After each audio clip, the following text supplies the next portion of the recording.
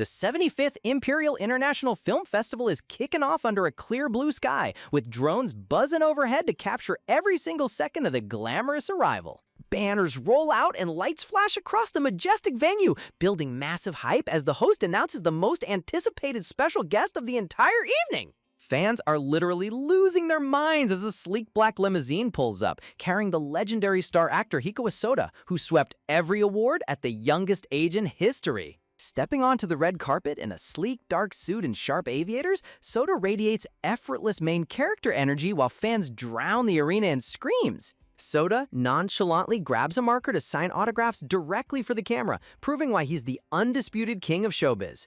Honestly, the sheer aura on this guy is unmatched. After leaving his golden signature, the big screen on stage lights up to announce the next red carpet guest, setting up an unexpected moment. The crowd goes quiet as the screen displays actress Kurabayashi Miki, but instead of cheers, whispers erupt asking if she's even active in the industry. Behind his dark shades, Soda's eyes narrow as he wonders if there's been some kind of mistake, because Miki is nowhere to be seen on that carpet. Meanwhile, behind the scenes, Miki's manager Hane is losing her mind, frantically blowing up her phone while shouting into the receiver about where on earth she vanished to. Cut to a gloomy abandoned factory where the real Miki is tied up, desperately crying on the phone to her mom for ransom money, only to get heartlessly told to just go die.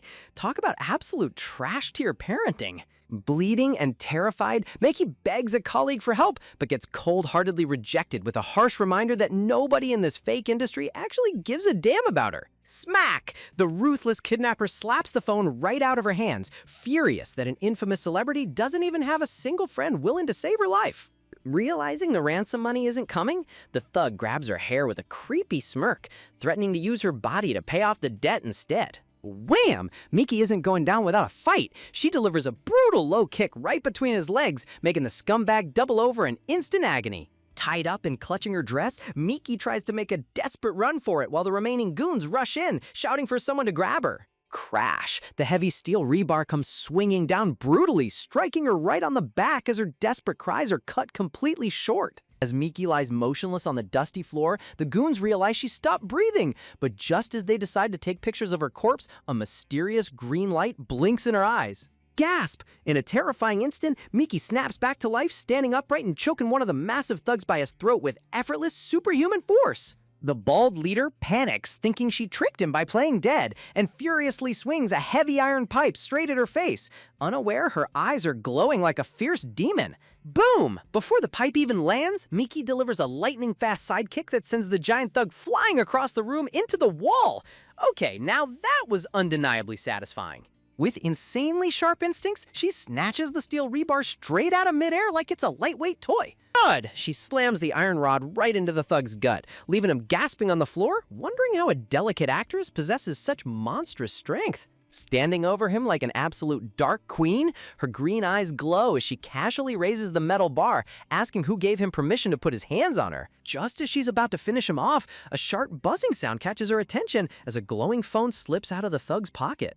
Miki freezes, pinning the rebar inches from his skull while staring at the screen's date, June 7th, 2025, realizing she's somehow landed in the era right before the global apocalypse. The terrified goon stammers out a question, and Miki casually reveals that she's actually the supreme war goddess of the Empire, reborn into this fragile timeline. She breaks into a chilling chuckle, tossing her hair back and warning the thug that he should thank modern human laws for keeping him alive today. Bonk! She gives him a gentle tap on the head to knock him out cold, cheekily bidding him goodnight while reminding herself that murder is still technically illegal here. Striding out of the abandoned warehouse, memories flood her mind of her past life as an unbeatable cavalry commander who fell to a cowardly surprise attack. Looking down at her soft hands and slender figure, she marvels at how weak yet refined this new host body feels compared to her battle-hardened armor. Looking into a glass pane, she sees the faint spectral reflection of the original Miki weeping in a white dress, finally accepting her sudden reincarnation. Staring at the faint ghost, she remarks on how both of them shared tragic, miserable fates at the hands of people they trusted. With a surprisingly gentle touch, Miki places her hand over the reflection's cheek, softly promising her spirit that she can finally rest in peace. Fixing her dress and shrugging off the dust, her expression turns cold and determined as she swears to exact absolute payback on everyone who mistreated the original girl. A sweet smirk returns to her face as she tells the departed soul that their new shared life from this moment on is gonna be pretty damn great. Slinging her jacket over her shoulder, she steps into the sunlight with a playful grin, ready to take on this peaceful world with total excitement. Dressed in a cute chibi style with little devil horns, she reminds herself that after surviving apocalyptic wars, normal society is a walk in the park. Until her phone starts buzzing again. Cut back to the city, where Soda is riding in his luxury car while his assistant tries to tempt him with a high-end sushi lunchbox. As Soda ignores the food, the assistant mentions that Miki just skipped the prestigious film festival, causing a massive storm of hate online. The assistant continues gossiping, calling it a good thing since Miki is allegedly surrounded by dark rumors and universally despised in the industry. The moment the assistant calls Miki a two-faced snake, Soda's eyes turn pitch black with rage as he snarls at him to shut the hell up. Guess Soda actually cares way more than he lets on. Terrified by Soda's sudden outburst, the assistant cowers in fear just as the driver notices a suspicious vehicle tailing them at high speed. Soda cold-heartedly orders them to shake off the tail. Meanwhile, down on the street walk, Miki's manager is screaming through the phone about her missing the red carpet walk with Soda. Completely unfazed by her manager's explosive rage, Miki just casually holds the phone away and complains that she's starving. As the manager keeps berating her for throwing away her career, Miki sarcastically agrees before deciding it's time to hang up and find a place to recharge. Screech! Suddenly, tires screech violently above her as a heavy black luxury car flips over the bridge barrier and comes hurtling down from the sky. Kaboom! The vehicle crashes into the pavement right in front of her in a massive cloud of dust, leaving Soda trapped inside, bleeding profusely from a chest wound. As Soda feels his vision fading into a freezing darkness, Miki rushes over to the shattered window, shouting at him to stay conscious. Finding the door jammed shut, Miki decides waiting for first responders is for amateurs, and with one mighty yank, she rips the heavy metallic car door right off its frame. Seeing the deep arterial gash on Soda's neck and chest, the reincarnated war goddess places her hand on his wound, reassuring him that everything is going to be just fine under her watch. Picture finding yourself trapped in a wrecked luxury car, only for a mysterious girl with glowing green eyes to tear open the vehicle and tell you it's your lucky day. Leaning into the shattered frame, Miki, the reincarnated war goddess, reassures the bleeding superstar Soda that everything is under control. Hovering her hands over his severe chest wound, Miki channels her divine magic straight into his body. She's honestly just relieved that her supernatural power survived reincarnation, even if her new human body feels as fragile as a wet paper towel. Phew! 20 minutes pass in complete silence, and with a soft gasp, Soda slowly opens his eyes to realize the excruciating agony in his chest has completely vanished. Soda looks down to find Miki completely passed out across his chest, mumbling in her sleep about drinking nasty protein supplements. Honestly, if I woke up with a gorgeous girl sleeping on my chest talking to me about protein shakes, I'd be questioning reality too. Staring up at the ceiling, Soda can't help but wonder what kind of wild, unpredictable creature this Kurabayashi Miki actually is. Chomp! Driven by raw apocalyptic hunger, Miki's survival instincts kick in mid-sleep, and she bites down hard right onto Soda's bare chest. Soda panics in full anime shock, yelling if she's literally trying to eat him alive. Siren wails! Cut to our city general hospital, where doctors are calling it an absolute miracle that Soda survived a high-speed vehicle flip off a bridge with nothing more than a couple of minor scratches. Inside the lavish private VIP suite, Soda's manager rambles on about how expensive luxury cars pay off in crash safety.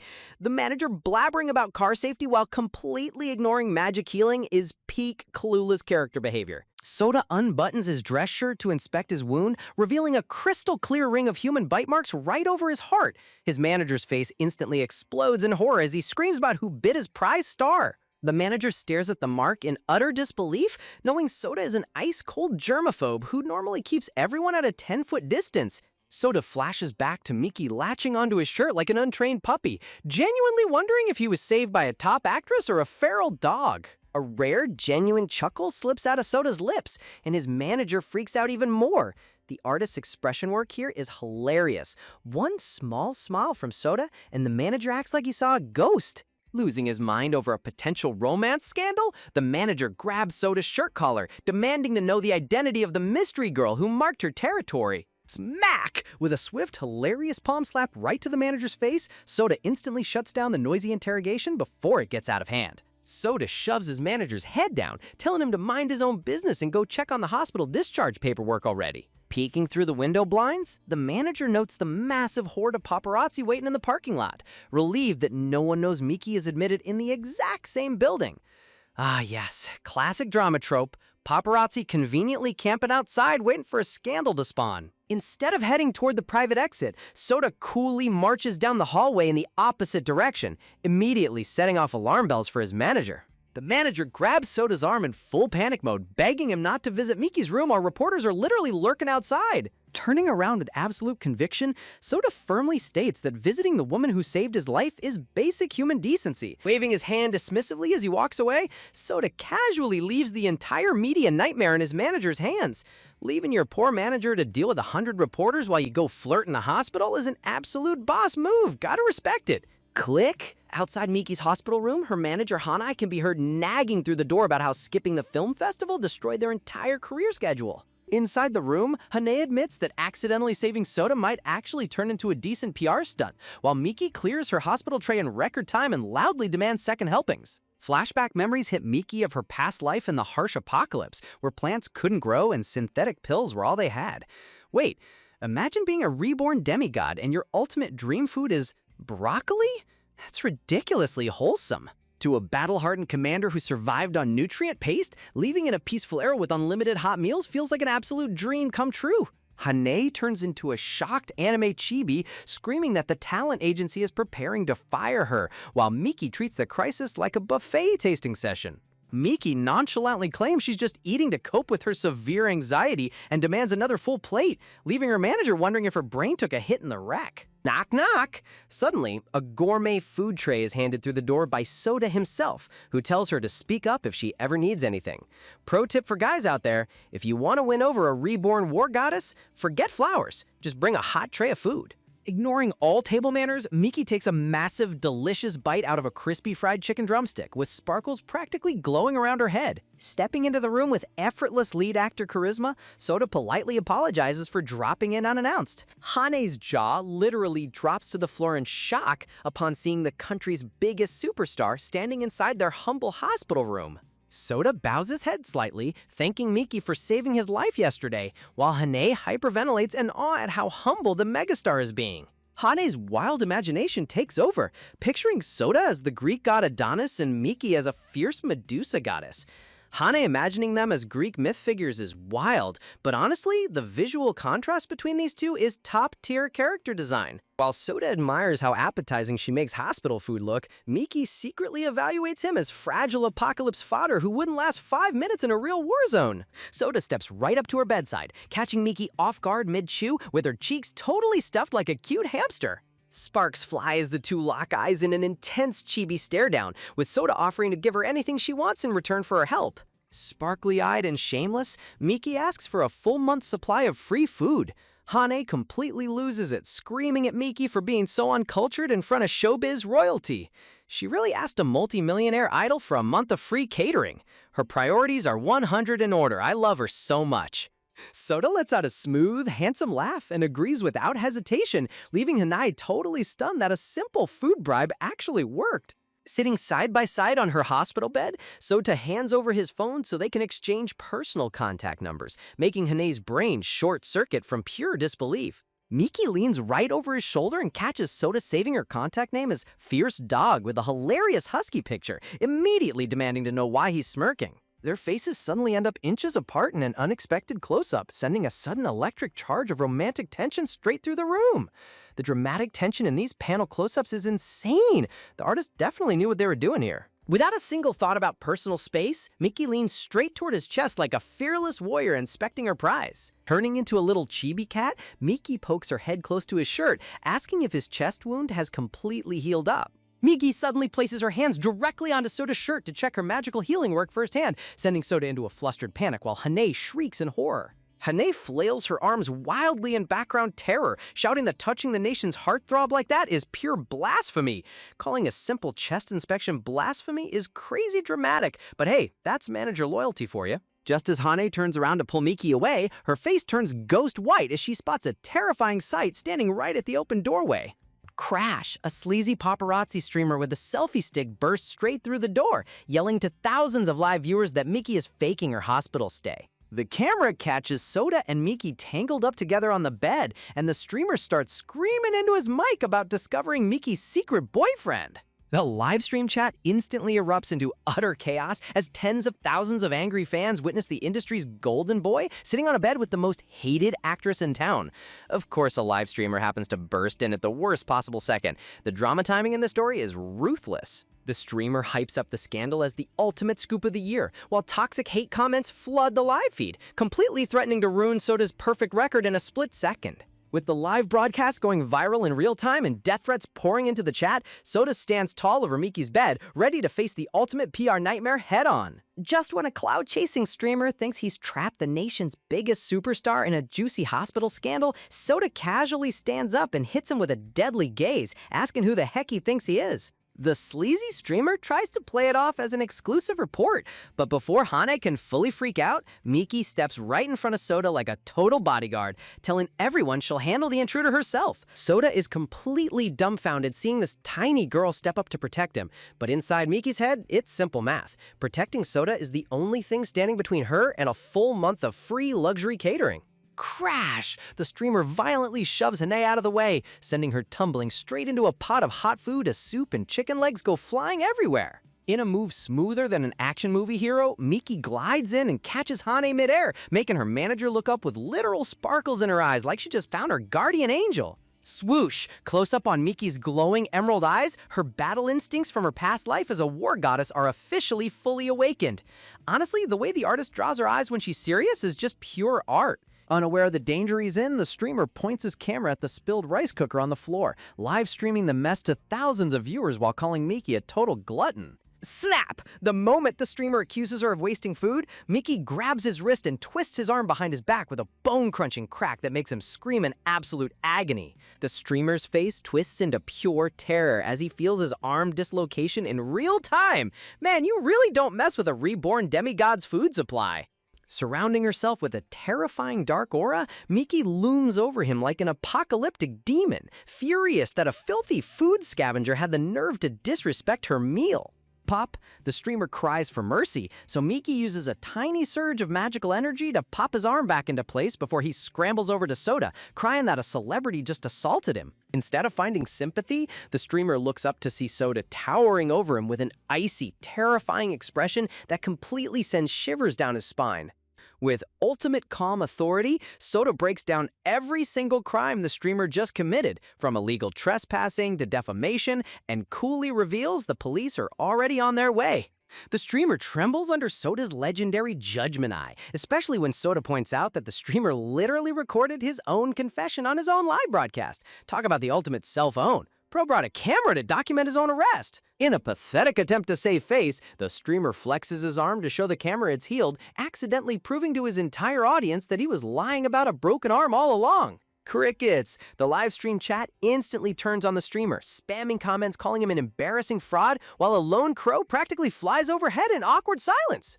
Tail between his legs, the streamer turns around and sprints out the hospital door as fast as his legs can carry him, while fans flood the chat praising Soda and Miki for the epic shutdown. Watching from behind, Miki is genuinely impressed that Soda managed to utterly destroy an opponent without even laying a finger on him, wondering if his eyes possess lethal magic. Soda lets out a soft, handsome chuckle at her bizarre reaction, quietly noting how completely fascinating this girl really is, while Hane rambles in the background about her schedule. As Hane scuttles away to handle administrative work, an unexpected moment of peaceful silence settles between the two inside the bright hospital room. The moment they're alone, Miki drops to her knees beside the spilled food, staring at the ruined rice with a heartbroken expression that is both ridiculously dramatic and adorable. Soda crosses his arms, watching her intently as his sharp mind connects the dots. If the streamer wasn't lying about his arm being dislocated, how did Miki heal it in a fraction of a second?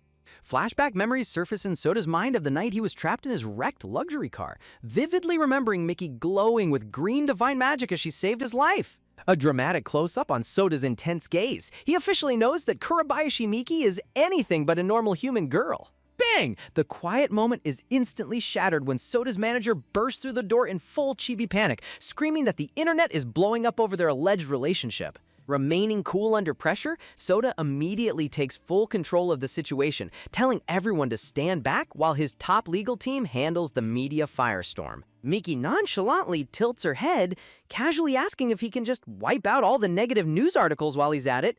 Must be nice having a multi-millionaire movie star as your personal PR shield. Soda turns into a cute chibi as he explains how tricky romantic scandals are, while Miki hilariously holds a sopping Hane under her arm like a squishy plush toy. Cut to Sunday morning at Soda's ultra-luxurious modern mansion. In the background, a TV broadcast reports on a recent suburban kidnapping at an abandoned factory. The news anchor reveals that 3 dangerous suspects were found brutally beaten at the scene, while the female victim somehow managed to overpower them and escape completely uninjured. Soda watches the news report with a subtle smirk, instantly knowing without a shadow of a doubt that the helpless female victim was actually the war goddess Miki delivering some street justice.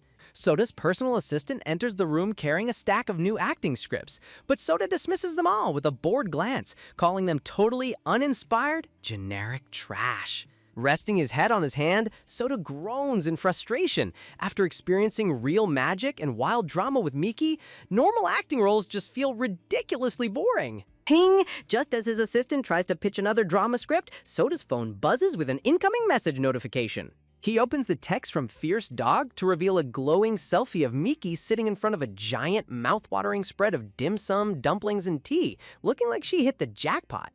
Seeing her radiant, food-obsessed expression causes a genuine warm smile to break across Soda's face, completely terrifying his assistant, who has never seen him smile like this outside of a movie set. Attached right below the photo is a photo of the receipt totaling 5,800 yen for her massive morning feast. Gotta respect Miki. She doesn't send romantic selfies. She sends itemized food bills. Growl! Chibi Soda instantly transfers the money over, causing his own stomach to let out a loud, embarrassed rumble right in front of his assistant. When his assistant excitedly offers to order high-end steak or luxury French cuisine, Soda simply asks for a plain steamed bun before heading out to Yokogawa Filming Studio. Scene shifts to the grand historical set of Yokogawa Studio, beautifully constructed to look like an ancient traditional town square. Hane and Miki walk alongside casting coordinator Mr. Yamazato, with Hane practically begging him to recommend Miki for director Tachihara's upcoming blockbuster project. Mr. Yamazato reminds them that Miki's bad press makes casting her a massive risk, but agrees to give her an audition slot if she proves her raw talent. Hane shoves Miki forward, hyping her up. Instead of showing ambition for the acting role, Miki looks Mr. Yamazato dead in the eye and asks the single most important question on her mind. What's the catering like here? Crack! Mr. Yamazato's jaw completely drops in utter disbelief. He expects nervous ambition from young actresses, not a food review request. Hane grabs Miki in a full chibi panic, shaking her wildly and screaming at her for acting like a starving stray when her whole career's on the line. Flipping her silver hair like a top model, Miki dramatically explains that nearly dying made her realize life is too short not to eat good food. Plus, her godlike metabolism burns calories instantly anyway. Resolving to win over director Tachihara, Hane pumps her fist in motivation. Meanwhile, Miki's POV reveals her true target.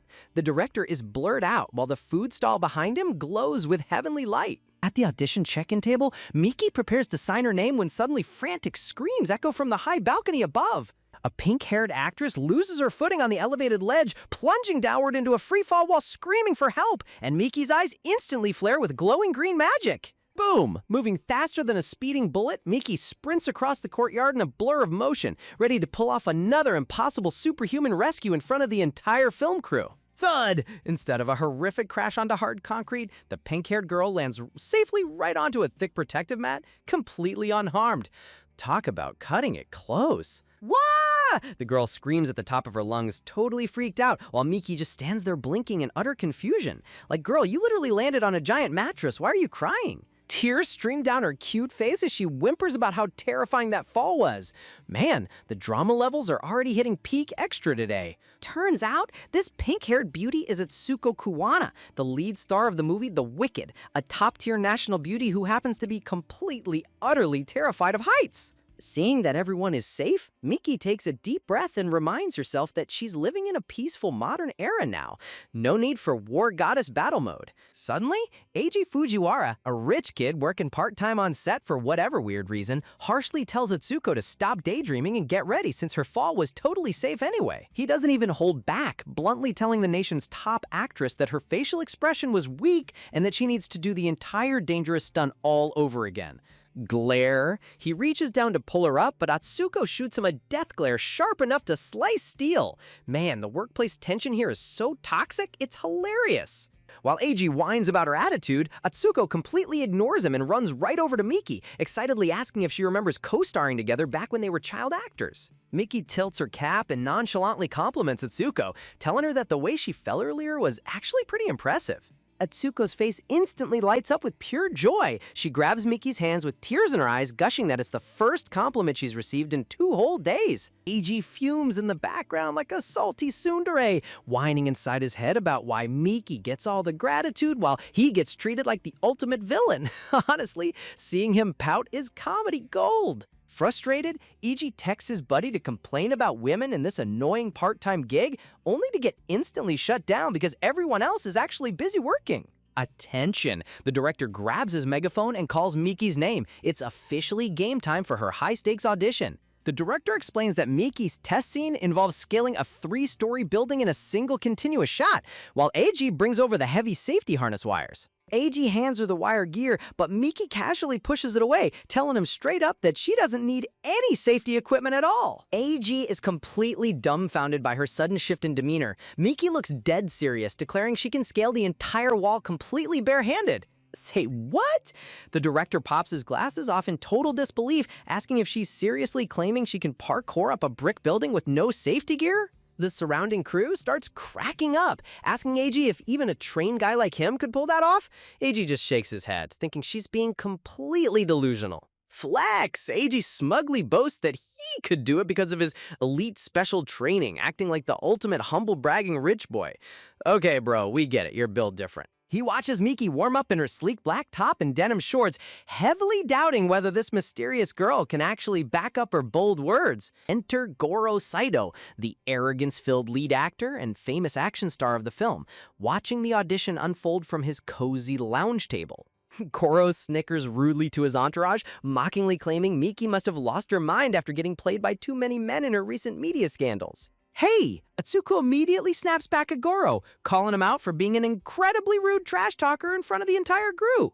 Hana tries to calm Miki down, like warning her that Goro is deliberately trying to provoke her, so she ruins her big audition opportunity. Bzzzt! A wave of suffocating aura suddenly erupts from Miki. Goro breaks out into a cold sweat while Eiji freezes, recognizing a killing intent that belongs on an actual battlefield, not a movie set. The artist went absolute all out with this panel. Miki is literally shrouded in a terrifying green demonic aura that makes her look like an apocalyptic war goddess ready to obliterate everyone in sight. The director glares at his monitor screen, completely fed up with Goro's obnoxious attitude and bloated ego. Sighing in utter disappointment, the director secretly wishes his first-choice lead actor hadn't turned down the role, knowing Goro is a total downgrade in every way possible. As Goro keeps barking like an angry chihuahua, Miki rolls her eyes and steps forward, finding this loudmouth actor completely beneath her attention. Grab! Just as Miki steps forward to begin her stunt, a soft hand reaches out and snatches her arm to halt her in her tracks. It's Atsuko! She looks into Miki's eyes with genuine concern, begging her to cool off because free climbing a 3-story wall without safety wires is way too dangerous. Miki gives her a surprisingly soft, reassuring smile, taking off her white jacket and gently asking Atsuko if she wouldn't mind holding it for her. She hands over her coat like a dashing anime prince handing a mantle to a princess, leaving Atsuko standing there completely starry-eyed. Atsuko's face turns bright red as she clutches Miki's jacket like a prized treasure. Bro, Miki is out here casually collecting fangirls without even trying. With a smooth gesture, Miki pulls down the brim of her cap, her glowing emerald eyes locking onto the tall building with absolute focus. Atsuko is completely hypnotized by Miki's effortless charm, practically floating away in a sea of romantic pink sparkles. Swoosh! Miki leaps into motion. In the blink of an eye, she sprints across the pavement and launches herself straight up the wall, her fingers gripping the high brick ledge with insane power. Flip! She performs a flawless acrobatic flip over the rooftop edge, landing in a perfect three-point superhero pose at the very top of the building. Wind blows! She stands victorious against the open sky, her silver hair blowing in the wind like a final boss battle legend commanding the world below. The entire film crew stands completely frozen with their mouths agape, screaming in total awe that what they just witnessed wasn't even humanly possible. Goro is left sitting at his table completely speechless. Miki looks down at him with a cocky smirk, proving her point without needing to say a single word. Talk about a brutal reality check. Meanwhile, Eiji immediately snaps a photo of Miki standing on the roof and texts it straight to Sota, geeking out over how mind-blowing this girl really is. Miki casually puts her white jacket back on, while Atsuko hovers behind her with literal star eyes, totally worshipping her new hero. Look at Atsuko's cute chibi expression. She is officially Miki's #1 fan club president now, and nobody can tell her otherwise. Atsuko and Hanai dash over to the director's monitor begging for an instant replay, while Miki calmly approaches the director to ask for his final verdict. The director gives a warm smile, highly praising Miki's action skills and officially approving her for the next scene.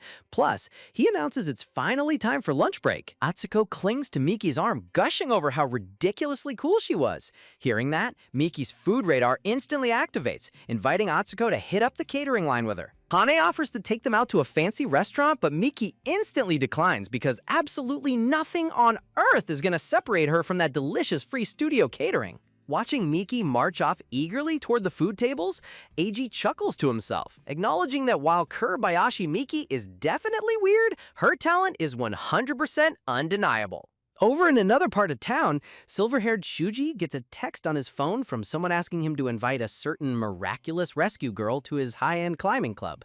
Reading the unexpected invitation on his screen, Shuji almost chokes on his own spit, yelling out in pure shock because there is no way she'd ever agree to that. Meanwhile, over at the sleek venue for the EOOE fashion magazine shoot, top superstar Sota Hikawa is nonchalantly adjusting his tie while checking his incoming messages. He gazes at his phone screen, staring intently at the saved snapshot of Miki effortlessly soaring through the air like a superhero without a single harness attached. Zooming in on her wild aerial trick, Sota suddenly gets an epiphany, realizing that burning that insane amount of supernatural energy is the exact reason she devours food like a hungry black hole.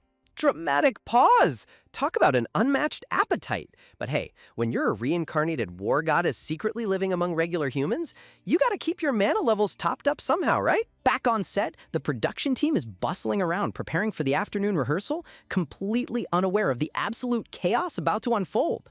Holding his phone up to record a quick voice message, Sota instructs Shudi to prepare a massive top-tier feast for Miki, knowing that the fastest way to win over a legendary warrior's heart is directly through her stomach. A curious staff member pops his head in the room, wondering who in the world Sota's whispering to with such a secretive look on his face. Catching a rare, soft smile on Sota's usually ice-cold face, the staffer starts sweating bullets, secretly convincing himself that Sota must have secretly adopted a super lively pet puppy. Rumble. Meanwhile, at the studio catering desk, Miki stares down her single bento box in utter disbelief, asking for 10 whole portions, only for the furious chef to scream that refills are strictly forbidden. Depressed with her tiny meal tray, Chibi Miki whimpers inside her head that back in her apocalyptic war days, she would have snatched the entire food cart by force without batting an eye.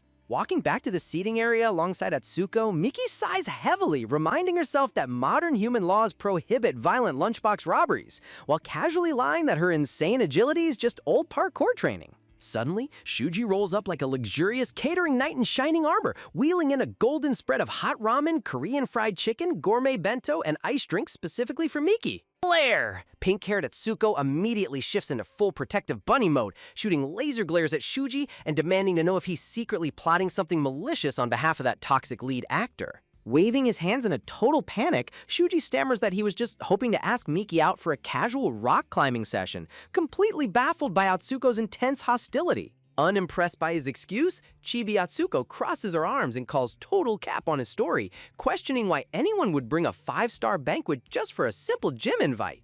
Sweating profusely under the interrogation, Shuji stutters out that he was actually sent as a delivery boy by someone who claimed Miki saved their life, sending Miki's wolf ears perking right up in surprise. While Atsuko and Shuji start squabbling like angry stray cats in the background, Miki rubs her chin, instantly piecing together that this heavenly food delivery must be a sweet token of gratitude from Soda. Ignoring the comedic bickering beside her, Miki snaps a quick photo of the lavish feast and texts Soda a thank you note, receiving an immediate reply telling her to dig in and enjoy. Seeing that the situation is settled, Atsuko shoos Shuji away with a wave of her hand, letting Miki finally focus on her true love, top-shelf gourmet food. Watching Miki happily devour her meal at lightning speed, Shuji sits nearby with a sweat drop, awkwardly bringing up the rock climbing offer again while she slurps down noodles like a champ. Slurp! With cute animal ears popping out from sheer bliss, Miki enters complete food coma heaven, while Atsuko yanks Shuji away by the collar so nobody disturbs the queen's sacred feast. After completely wiping the tables clean, Miki stretches her arms happily inside the action actor training facility, feeling her inner energy fully restored thanks to Soda's top-tier food delivery. Suddenly, loud, arrogant footsteps echo down the corridor as crew members bow politely to greet the film's obnoxious action star, Goro Saito. Decked out in a bright yellow tracksuit, Goro struts into the training room like he owns the entire city, flanked by a gang of yes-men carrying his coat and showering him with fake praise. Spotting Miki standing in her sleek crop top and shorts, Goro smirks condescendingly and announces he'll personally be her sparring partner, leaving the surrounding actors whispering in horror about his history of injuring people. Licking his lips with a sleazy grin, Goro flexes his position as the main lead actor, claiming she has no choice but to follow his orders, only for Miki's eyes to glow with dangerous emerald light as she casually agrees to play along. Sneer! Goro sneers right in her face, warning her that if she messes up the choreography, she's gonna feel a world of pain, while his cronies chuckle in the background, expecting an easy beatdown. Unfazed by his pathetic, intimidating tactics, Miki tilts her head with a relaxed smirk, bluntly calling him out for acting like a melodramatic, overly puffed-up egomaniac. Oof! Miki doesn't even stop there. She looks him up and down and delivers a critical emotional damage blow, telling him he isn't macho at all, just straight-up chubby. Boom! Veins instantly pop on Goro's forehead as he loses his mind in rage, swinging a full-force heavy punch straight at her chest, only for Miki to catch his massive fist with a single calm hand. Crash! Before Goro can even process what just happened, Miki grabs his arm, executes a lightning-fast judo flip, and slams his heavy body flat onto the hard floor with a brutal thud. Groaning on the ground like a squished bug, Goro squeaks out a desperate plea for mercy, while Miyaki stands over him like an unshakable final boss, pinning his wrist so he can't stir up any more trouble. Staring down at him with icy green eyes, Miki deadpans whether she should just snap his arm off right now, leaving Goro hyperventilating in total horror as he realizes this girl isn't even human. Meanwhile, right outside the training room, Atsuko is casually holding up a selfie stick, hosting a live stream to show tens of thousands of fans a behind-the-scenes tour of the film set. Chat messages flood the screen with hearts and praise as Atsuko beams at her phone camera, excitedly telling her 30,000 live viewers that they're about to check out the action rehearsal room. Watching the viewer count rocket into the tens of thousands, Shuji and the staff members stand amazed by Atsuko's massive popularity as the nation's top sweetheart. Shuji rubs his neck in quiet admiration, impressed by how easily Atsuko commands an online audience of over 30,000 people without even trying. Stopping outside the double doors, Atsuko smiles brightly at her camera, explaining that while her character doesn't have action stunts in this film, the stunt team inside is currently practicing heavy martial arts. She giggles to her chat that she still gets to slap around a few bad guys when suddenly a blood-curdling masculine scream echoes through the doors, making the entire chat explode with panic. Swipe! Atsuko opens the doors just in time for the camera to catch Goro on his knees groveling on the floor, while Miki stands tall in her model-like outfit like a literal action goddess. Refusing to accept humiliating defeat in front of a live camera, Goro scrambles back to his feet in a blind fury, charging at Miki with another wild attack. Thud! Miki doesn't even blink. She casually sidesteps his clumsy strike, grabs his wrist, and slams him back onto the floor with a bone-rattling crash, making Goro scream out in agony. Wham! To top it off, Miki delivers a swift leg sweep that sends Goro spinning across the smooth wooden floor like a human bowling pin. Clatter! The livestream crew stands completely paralyzed in shock, with Shuji literally dropping his heavy metal equipment cases onto the floor as their jaws hit the ground. Realizing the live stream just broadcasted the main star getting obliterated, Asuko hastily signs off and cuts the feed, while Goro lies bleeding on the floor as his panicking assistant demands Miki apologize. Clutching his bloody nose, Goro screams at the top of his lungs, threatening to sue Miki into bankruptcy and ruin her entire career for laying a finger on him. Click. Without missing a single beat, Miki smoothly pulls out her smartphone from her back pocket and hits play on a crystal clear audio recording of Goro explicitly telling her that taking the stunt job meant being prepared for pain. Looking down at the trembling, defeated bully with an icy smirk, Miki drops the ultimate mic drop line, asking him if he was the one who wasn't prepared. Talk about absolute checkmate. Imagine standing over a disgraced, arrogant lead actor who just tried to bully you, holding a live audio recording that could destroy his entire career in 5 seconds flat.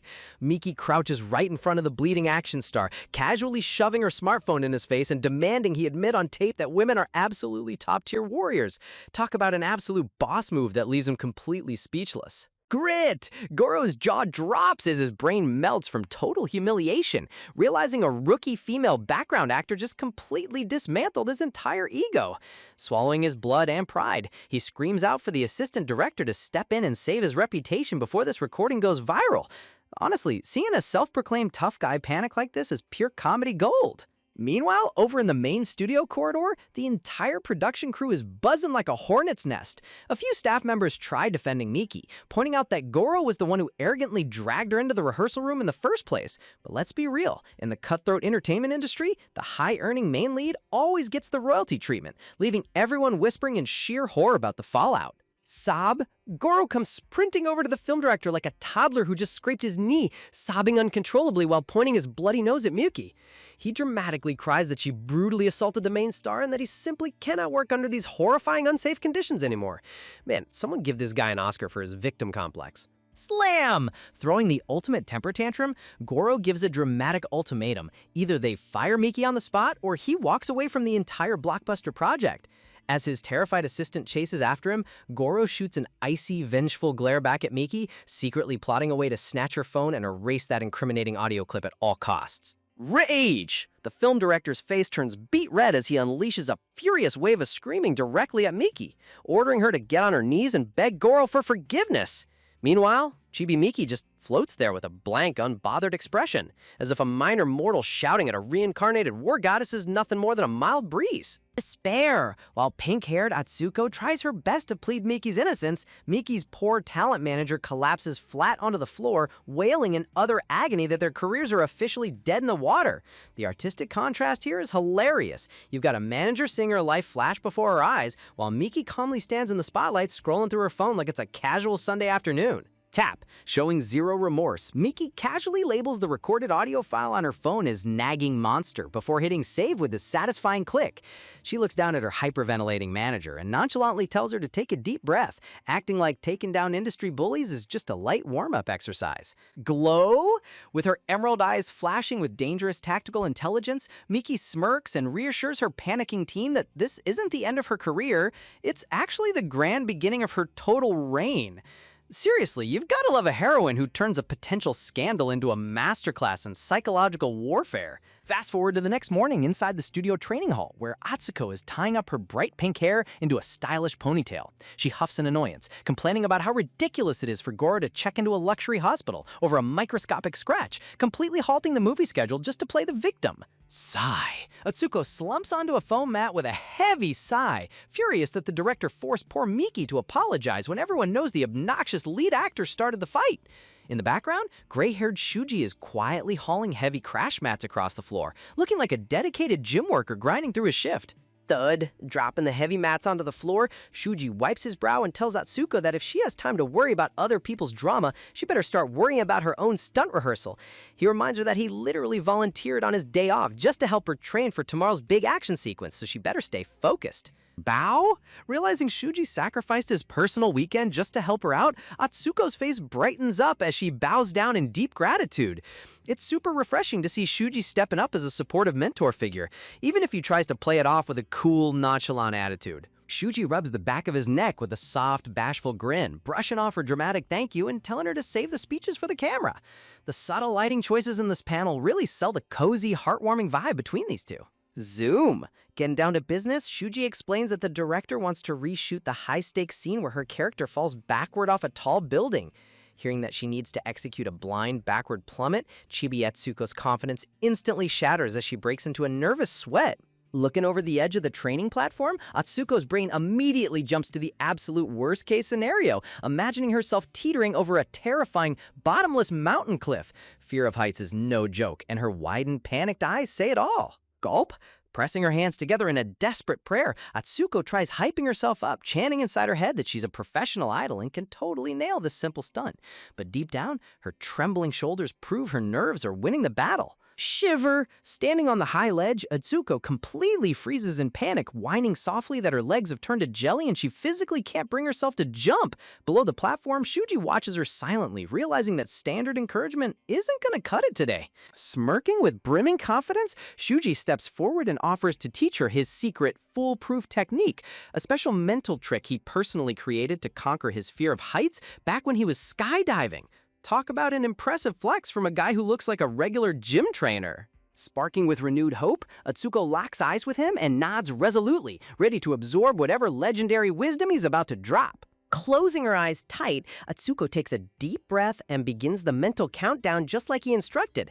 3, she whispers under her breath, nervously wondering if a silly skydiving trick will actually keep her from screaming. Whisper. Suddenly, the temperature in the room skyrockets as Shuji glides up right beside her, leaning his face uncomfortably close to her ear as he gently murmurs, 2. Gasp! Atsuko's eyes snap wide open as her face instantly turns bright crimson. Finding a ridiculously handsome guy invading your personal space mid-countdown is definitely one way to make you forget about your fear of heights. Flash! With a dazzling, heart-melting smile, Shuji soft whispers 1 right into her ear, completely taking control of the moment before her brain can even process what's happening. Grab! Before she can even blink, Shuji's hand swoops in and snatches her wrist with lightning speed, locking them together in a firm grip.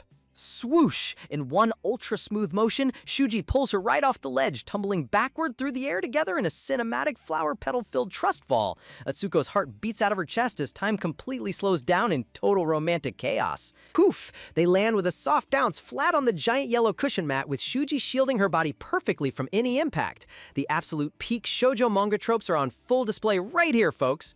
Blink! Realizing she landed completely unscathed without feeling a single drop of fear, Atsuko looks up in total awe, only to realize she's currently pinned directly underneath Shuji on the mat. Blushing wildly, she squeaks out whether skydiving training is usually done as a tandem pair. Panic. Sudden awareness hits her like a freight train, sending Atsuko into a full-blown internal meltdown as she flails her hands around, looking like an adorable, startled pink bunny. Ooh! Trying to scramble away as fast as humanly possible, Atsuko's elbow accidentally drives full force straight into Shuji's midsection with a painful crunch. Poor Shuji's eyes immediately bulge out as his soul leaves his body. Curl! Shuji instantly curls up into a tight fetal position on the mat, groaning in sheer agony while holding his stomach, leaving a horrified Atsuko checking if she just permanently damaged her instructor. Gasp! Groaning on the floor, Shuji whimpers out that he already hurt his ribs during intense combat training yesterday, so getting hit in the exact same spot is pure torture. Hearing him complain about the heavy impact, Atsuko completely misinterprets his words. Shock! Chibi Atsuko's soul shatters into a million pieces as she gasps in utter horror, convincing herself that Shuji was actually calling her overweight despite her strict daily idol diet. Talk about an epic communication breakdown. Stream! Bursting into dramatic anime tears, Atsuko screams out a tearful apology for being too heavy before running out of the training hall at top speed. Meanwhile, a confused Shuji sits on the mat with massive question marks floating around his head. Stumble! Clinging to the doorframe in utter confusion, Shuji stumbles after her, yelling down the hallway, asking what in the world she means by heavy. Man, romantic misunderstandings in these stories are always top-tier comedy. Scene change. The story shifts over to the sun-drenched Yokokawa studio parking lot, where luxury sports cars and high-end celebrity camper vans are lined up in neat rows. Inside his sleek private vehicle, superstar Sota Hikawa is casually scrolling through entertainment news on his smartphone. His eyes narrow as he hits a massive trending headline reading, "Mysterious action actress assaults Goro Saito." Viral. A 9-panel collage grid floods social media, capturing Miki's jaw-dropping martial arts sequence where she effortlessly executes judo flips and slams Goro onto the floor like a rag doll. You've got to admit, the artist went all out, making her fight moves look insanely clean. Reading through the online comments, Soda notices Goro's PR team desperately trying to spin the narrative, claiming Goro went easy on her out of chivalry. But the official announcement below reveals the truth. Goro's agency officially dropped him from the movie due to sudden health issues. Talk about getting wiped off the project! A sleek delivery boy opens the door, bringing in a gourmet meal tray for Soda. The staff member mutters in surprise that a notoriously picky eater like Soda actually ordered outside food delivery for once, completely unaware that Soda is secretly analyzing Miki's supernatural appetite. Tap! Soda turns to his assistant and asks if they still have the script for the upcoming blockbuster project titled The Villain. The assistant confirms they do, but reminds Soda that he previously rejected the offer because filming heavy action scenes is way too much of a hassle. Leaning back with a thoughtful, striking posture, Soda rubs his chin and softly remarks that he might actually reconsider taking the lead role after all.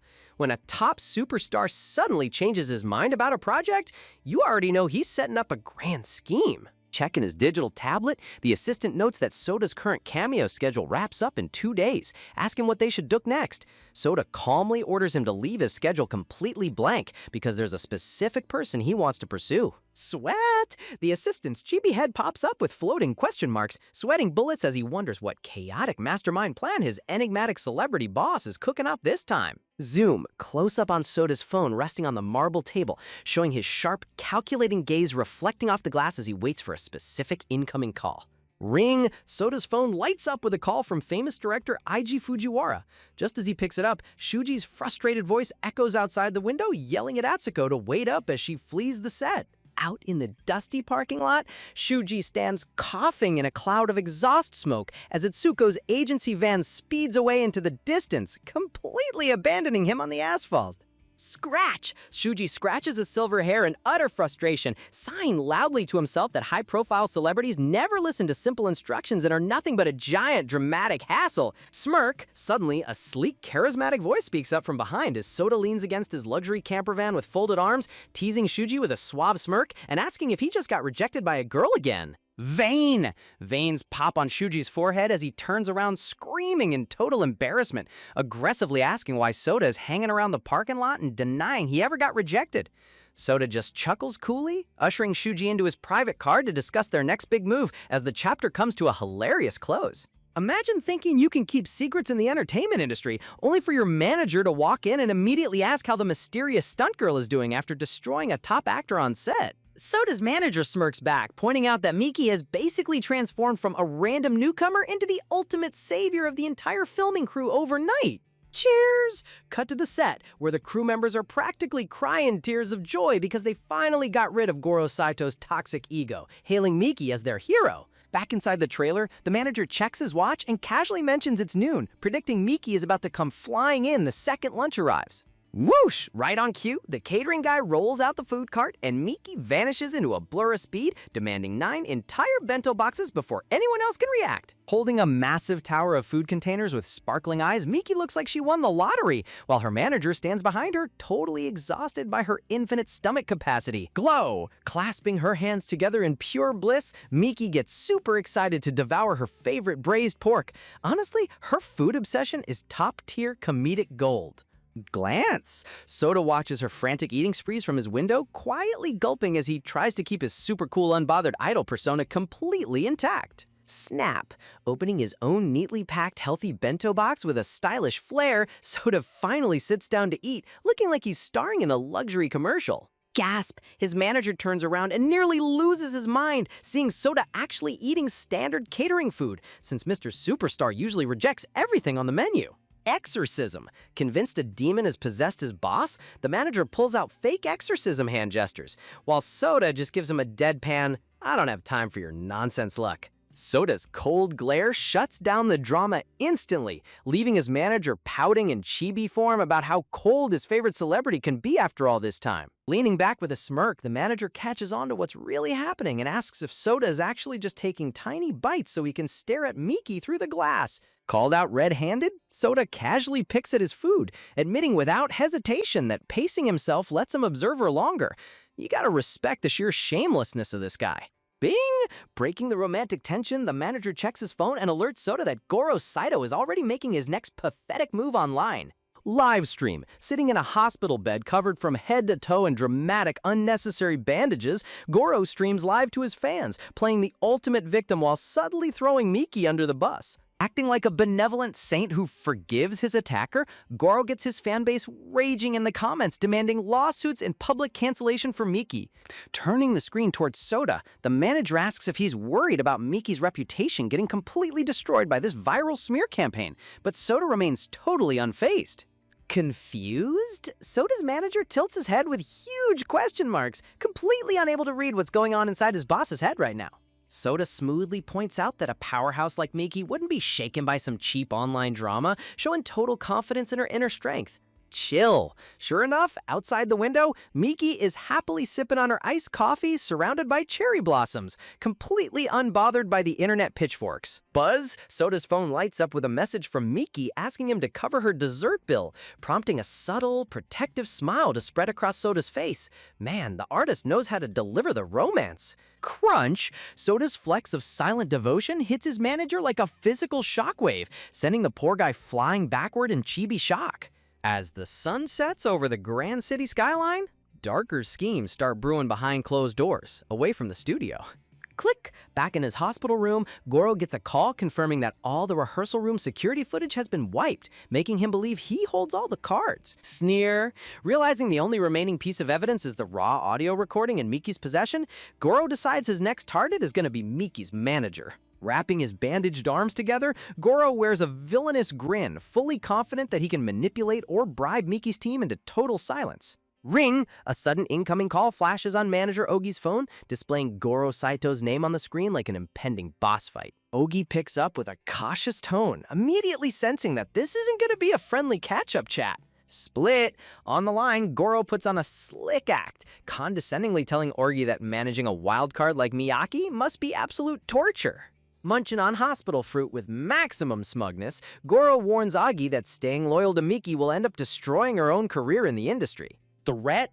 While Miki happily eats beside her, Ogi listens on speakerphone as Goro demands a choice, side with him or sink together with Miki. Miki innocently looks up with food stuffed in her cheeks, asking who's on the line, to which Ogi casually brushes it off as just an annoying acquaintance. Ultimatum! Goro doubles down over the receiver, trying to sound like he's offering a generous lifeline out of pure kindness. Smirk. Ogi calmly agrees to meet up in person, while Miki flashes a dangerous, confident smile in the background. Goro really picked the wrong duo to mess with. Click-clack, later that night, Miki sits in a cozy bunny hoodie, typing away at her laptop, when Ogi bursts in to report the meeting results. Ka-ching! Ogi reveals that Goro bought the bait hook, line, and sinker, transferring a mind-blowing 10 million yen straight into their bank account to buy the dummy recording. Stars. Ogi shakes Miki in excitement over the massive payday, but Miki remains as cool as a cucumber, knowing 10 million yen is pocket change for a scumbag like Goro. Wanting to celebrate their easy cash, Ogi offers to buy late-night snacks, only for Miki to casually put in an order for 9 giant bowls of ramen. Her appetite is truly a bottomless pit. Fist pump. Miki strikes an epic pose, declaring she needs to fuel up for her ultimate showdown against Goro, leaving Ogi completely dumbfounded. Keystrokes? Turning back to her screen, Miki chuckles softly, knowing Goro thinks he successfully erased all traces of his bad behavior from the studio cameras. Enter! With a single tap of the Enter key, Miki effortlessly recovers the deleted security footage, revealing the exact video of Goro trying to attack her. Never underestimate a post-apocalyptic survivor's technical skills. Shock! Ogi stares at the screen with wide eyes, completely baffled at how an action actress suddenly wields military-grade data recovery skills. Flip? Miki flips her hair with maximum nonchalance, claiming she's just self-taught, leaving Ogi squinting with extreme suspicion at her mysterious background. Ding! Meanwhile, in the underground parking garage elevator of the hotel, Sota steps inside looking sharp and mysterious as ever. Pulling out his phone, Sota browses the toxic social media threads, seeing fake scandal photos and hate comments flooding Miki's profile. Tap. Without hesitation, Sota systematically opens the report menu on every single hateful post, flagging them for slander and excessive harassment. Watching a top superstar personally act as an online moderator for his crush is both hilarious and surprisingly wholesome. Like. Sota then scrolls to Miki's authentic martial arts rehearsal clip and smashes that like button with a satisfied grin. Bump. The elevator doors slide open at floor 1, and Mika, loaded up with massive bags of takeout in her oversized bunny hoodie, accidentally walks headfirst directly into Soda's chest. Talk about a classic K-drama romance encounter. Stepping right into the hallway, Soda smoothly casually mentions that he'll be staying around for a while due to his busy filming schedule. Miki stands there in her adorable bunny hoodie, clutching 2 massive plastic bags of takeout. Noticing his gaze, she briefly wonders if she should offer him a bite, but immediately shuts that down. Hey, food is sacred, and she earned every single dish. With an absolute beam of pure joy, Miki lifts her feast higher, completely oblivious to her manager sweating buckets in the background. Poor guy thinks she's eaten her sorrows away after getting dropped from her role, but one glance at that receipt reveals the terrifying truth. 9 entire bowls of gourmet ramen totaling over 7,000 yen. Talk about an elite appetite. Swish! Brushing past them with absolute confidence, Miki casually bids them farewell and heads straight for the exit. Soda barely glances up from his phone, giving a cold, effortless agreement while his manager looks on, completely bewildered by the chaotic energy passing through the room. Ding! The elevator doors slide open on the 8th floor as Miki steps out into the quiet hotel corridor, effortlessly carrying her mountain of takeout like it weighs absolutely nothing. Ping! Suddenly, Miki's phone buzzes with an incoming transfer notification. It's an instant 8,000 yen payment straight from Soda. Standing there with a bag strap practically stuffed in her mouth, her eyes widen in total disbelief.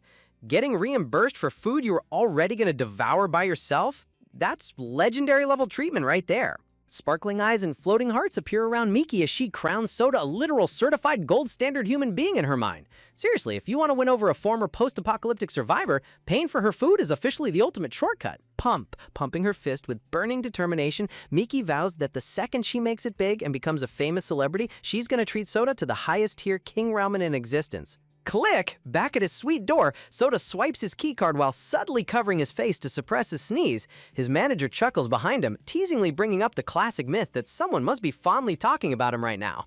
Turning around with a pristine, unbothered expression, Soda gives a cool response, leaving his manager squinting in suspicion. Did the cold superstar actually fall for such a cheesy line? Gasp! Suddenly, the manager checks his phone screen and practically loses his mind. A chaotic swirl of panic surrounds him as he screams that Soda's official verified social media account just liked Miki's martial arts post. Trembling in sheer terror, the manager tries to convince himself and Soda that the account must have been hacked by rogue cybercriminals. But Soda just turns around with the calmest, most majestic aura, deadpanning that he simply liked it because he appreciates high quality. The sheer audacity sends the manager's soul floating right out of his body. Panic-stricken, the manager frantically begs Soda to put on his jacket and step away from Miki, warning him that her massive army of online haters will drag his squeaky clean reputation through the dirt. But as Soda casually reaches for his coat, he completely tunes out the noise. Classic idle behavior. Desperately trying to control the narrative, the manager keeps pleading for him to cut all ties on social media, while Soda calmly reaches over and grabs a cold glass bottle of water without saying a single word. Thud! The manager frantically updates him that reporter Tanaka from the hospital incident was handled by their agency, but now he's conspiring directly with snake villain Goro Saito. He warns Soda that staying close to Miki will pull him straight into the mud. Unfazed, Soda takes a calm sip and slams the bottle down onto the table with an icy look in his eyes. Swish! Adjusting his black turtleneck with lethal grace, Soda turns his gaze downward, emitting an aura so intense it compresses his manager into a tiny, terrified chibi form. Soda coldly demands to know what his actual job is, sarcastically asking if he should just post a formal defense on his main page instead. Slap! Overwhelmed by the terrifying pressure, the manager immediately surrenders, waving his hands frantically and begging Soda not to do anything drastic. He starts dramatically slapping his own chest in repentance, while Soda fumes in the corner. Honestly, managing a top star who secretly acts like a knight in shining armor must be horrifying for your blood pressure. Crash! Over at the VIP hospital ward, glass shatters violently across the floor as a bandaged Goro Saito loses his temper. He screams in utter rage, unable to comprehend why a superstar like Soda would like Miki's post, desperately hoping it was just a technical glitch or a hack.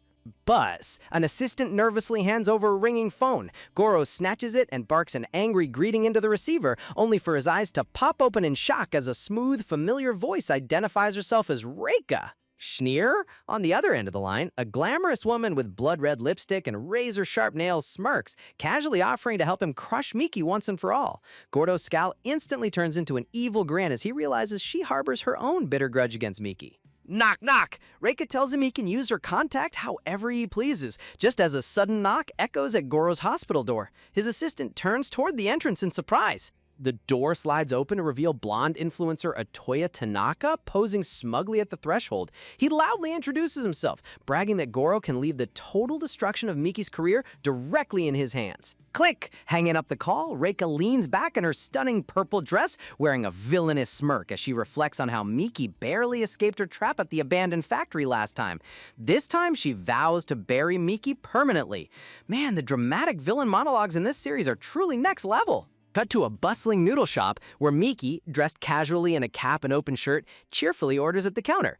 The cashier stammers in absolute shock, double-checking if she seriously just ordered 9 massive bowls with all the extra toppings. Tap, settling into a booth, Miki props her phone up on a stand and checks social media, where a horrifying wave of toxic hate comments is blowing up, demanding her immediate retirement and calling her vile names. Yet under her cap, Miki maintains a completely unbothered, playful smile. Scrolling through the trending tabs, Miki spots Tanaka Otoyan's livestream broadcast popping up on her screen. Tears! On stream, Tanaka puts on a pathetic performance, wearing a fake arm sling and weeping to thousands of viewers that Miki subjected him to horrific violence, got him arrested, and sent threats to his family. The chat goes wild with pitchforks. Meanwhile, Miki watches with a wicked smirk, ready to play along with his little game. Tap! Without hesitation, Miki presses the bright red livestream button on her own account. Notifications blast across the internet as viewers gasp in shock at her sudden broadcast. Miki casually leans into the frame, telling her audience not to panic just yet. Sparkle! Radiating pure beauty and effortless charm, Miki waves warmly at her exploding view count, calmly announcing that she'll address all the juicy drama right after she finishes her meal. Talk about setting priorities. Ta-da! A steaming, mouth-watering bowl of gourmet ramen glitters on screen. Miki picks up her chopsticks and starts happily devouring the noodles right in front of thousands of stunned viewers. Slurp! Moving like an absolute blur of culinary destruction, Miki inhales bowl after bowl, rapidly stacking a towering mountain of empty red dishes right beside her phone. Wipe! Daintily dabbing her mouth with a napkin, Miki leaves the entire chat room in complete disbelief over her impossible eating speed. She then reaches out, unmutes her microphone with a confident click, and gives a chillingly smooth greeting to her audience. Boom! Miki initiates a dual split-screen stream directly with Tanaka. His jaw hits the floor as Miki smilingly points out a hilarious flaw.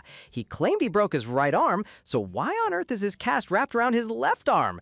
Caught red-handed, Tanaka stammers excuses, only for Miki to hold up a familiar smartphone, sending him into a screaming panic as he accuses her of theft. Twirling his stolen phone on her fingertips, Miki mocks his pathetic security, warning the audience that losing a phone crammed with illegal evidence shows terrible risk management. She casually offers to leak all its contents live, sending the comments section into an absolute frenzy. Unlock! With a single effortless swipe, Miki unlocks the phone right on camera. Tanaka's face turns ghostly pale as he screams in utter horror, completely unable to fathom how she cracked his passcode so easily. Exposed! Miki broadcasts his private chat logs directly onto the screen for the entire world to see. The messages show Tanaka agreeing to do dirty setups, paired with a mystery client offering him 1 million yen to completely destroy Miki's life. As Tanaka breaks down sweating on stream, the audience instantly turns on him. Miki fixes the camera with a deadly sharp glare, warning Tanaka to give her regards to his mystery boss, promising that she's already prepared a special present for Goro as well. Shock! Over in his hospital room, Goro watches his phone in total terror as Miki drops her ultimate trump card. She plays the full, unedited HD security camera footage from the studio, exposing Goro aggressively cornering and provoking Miki first. The live chat erupts with rage against Goro. The video replay clearly shows Goro throwing a violent punch directly at Miki while she stood completely peaceful. The online community instantly shifts, calling Goro a pathetic bully who can't even be called a real man. Bam! Next, Miki plays a secret audio-visual recording from Goro's hospital room, showing him holding a USB drive and sneering that his brainless fans will swallow any lie he tells them without evidence. Below, a cute chibi villain Miki cackles with demon horns as giant hammers smash Goro and Tanaka talk about the ultimate poetic justice. Panic. A horrified Tanaka forgets he's still on camera and screams at Goro, asking what they should do, only for Goro's angry voice to shout back at him over the line. Exposed as co-conspirators, Tanaka desperately claims the footage is fake, trying to deflect by asking if everyone wants to know who's really funding Miki. Desperate to save himself, Tanaka blabbers to the audience that Miki was spotted in the hospital room with top superstar Hiko Asoda, claiming she's only untouchable because she has a powerful idol backing her. A dramatic fantasy panel shows Soda as a majestic prince guarding Miki on a golden throne. Hearing Soda's name dragged into the toxic dirt, Miki's playful expression vanishes, replaced by a cold, protective glare. Narrowing her eyes, Miki firmly decides in her mind that under no circumstances will she allow these scum to tarnish Soda's pristine reputation. Turning back to her camera with absolute calm, Miki clarifies to the millions watching that meeting Hikawa at the hospital was simply a standard professional greeting between colleagues for the very first time, asking what could possibly be wrong with that. Tanaka just stammers in defeat. The chat instantly floods with love for Sota, praising his kindness for supporting an underdog colleague and realizing he did nothing wrong. Chibi Miki rests her head on her hands beside her tower of ramen bowls, watching the narrative swing back in their favor. Gulp. Tanaka opens his mouth to yell more slander about Soda, but suddenly remembers the terrifying urban legends about the elite Hikawa family dynasty. Realizing that making an enemy out of Soda's powerful family will get him permanently erased from society, a cold sweat drenches his neck. Blackout. Driven by pure, unadulterated terror of the Hikawa household, Tanaka frantically slams the disconnect button, instantly ending his live stream. He cowers in his bed, realizing no amount of money from Goro is worth throwing his whole life away for.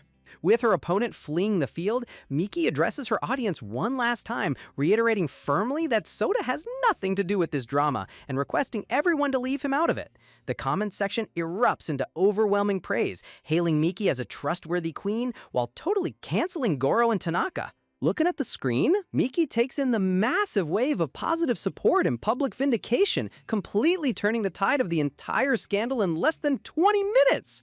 Click! Miki closes her phone with a triumphant, wicked smirk, leaving behind a stack of 9 empty ramen bowls and a shattered anime alliance. Never miss with an action star who knows how to handle a live stream. Late at night, under a glowing full moon, a sleek luxury sedan glides along the highway, carrying someone who's about to crash hard into our main character's life. Inside the vehicle, top superstar Soda sits in his sharp vest and tie, staring down at his phone screen where Miki's public statement is broadcasting, specifically the part where she tells millions of people that they aren't close at all. Up in the front seat, his manager glances back, announcing they've finally reached their destination, even though he can't help complaining that the local shops around here look way too basic for a guy of Soda's status. But Soda doesn't care about luxury right now. His eyes are locked onto an illuminated sign down the street that reads King Ramen, the exact spot where Miki is currently sitting. His manager's jaw practically drops to the floor in pure confusion, totally unable to comprehend why an A-list idol would go out of his way just to eat at a random noodle shop. I mean, can you blame him? Watching your top client act like a stalker for ramen must be exhausting. Meanwhile, inside the cozy restaurant, Miki is sipping her hot drink during a live stream, casually telling her audience to fire off any questions they have while a stack of empty bowls sits right beside her. Reading the chaotic comments section, Miki leans into the camera with a playful grin, amused by fans asking about leaked rumors and boldly teasing that she wants to see the scandal photos too. The chat room instantly loses its mind, flooding with hilarious comments begging her to calm down and wondering if she's secretly planning a full image pivot to becoming a wild bad girl actress. Unbothered as ever, Miki suddenly pauses mid-breath as her sharp eyes catch a shadow moving near the entrance of the restaurant. Swoosh! Soda steps inside looking like he just walked off a fashion runway, sliding his hands into his pockets and instantly radiating an overpowering celebrity aura that turns every head in the diner. The live stream chat blows up into absolute chaos. Thousands of viewers start screaming in text, convinced their eyes are playing tricks on them as the nation's heartthrob randomly appears right behind Miki's table. Miki looks down at her phone screen in sheer panic as notifications fly by calling the situation totally scandalous. And honestly, the art style here perfectly captures her inner oh crap moment with that hilarious reaction face. Trying to play it off smoothly before her stream gets banned, Miki laughs nervously on camera, sarcastically remarking how a big star's intense pheromones just completely hijacked her innocent noodle broadcast. Standing right behind her, Soda blinks in deadpan confusion, wondering what on earth she's babbling about while maintaining his icy, stoic composure. Not wanting to get dragged into another massive media storm, Miki offers a quick, polite smile, declaring she's gonna wrap things up and make a speedy exit before trouble starts brewing. Over near the door, Soda's manager looks like he's about to have a heart attack, frantically praying in his head because literally every single time Soda crosses paths with Miki, disaster follows right behind. Tap.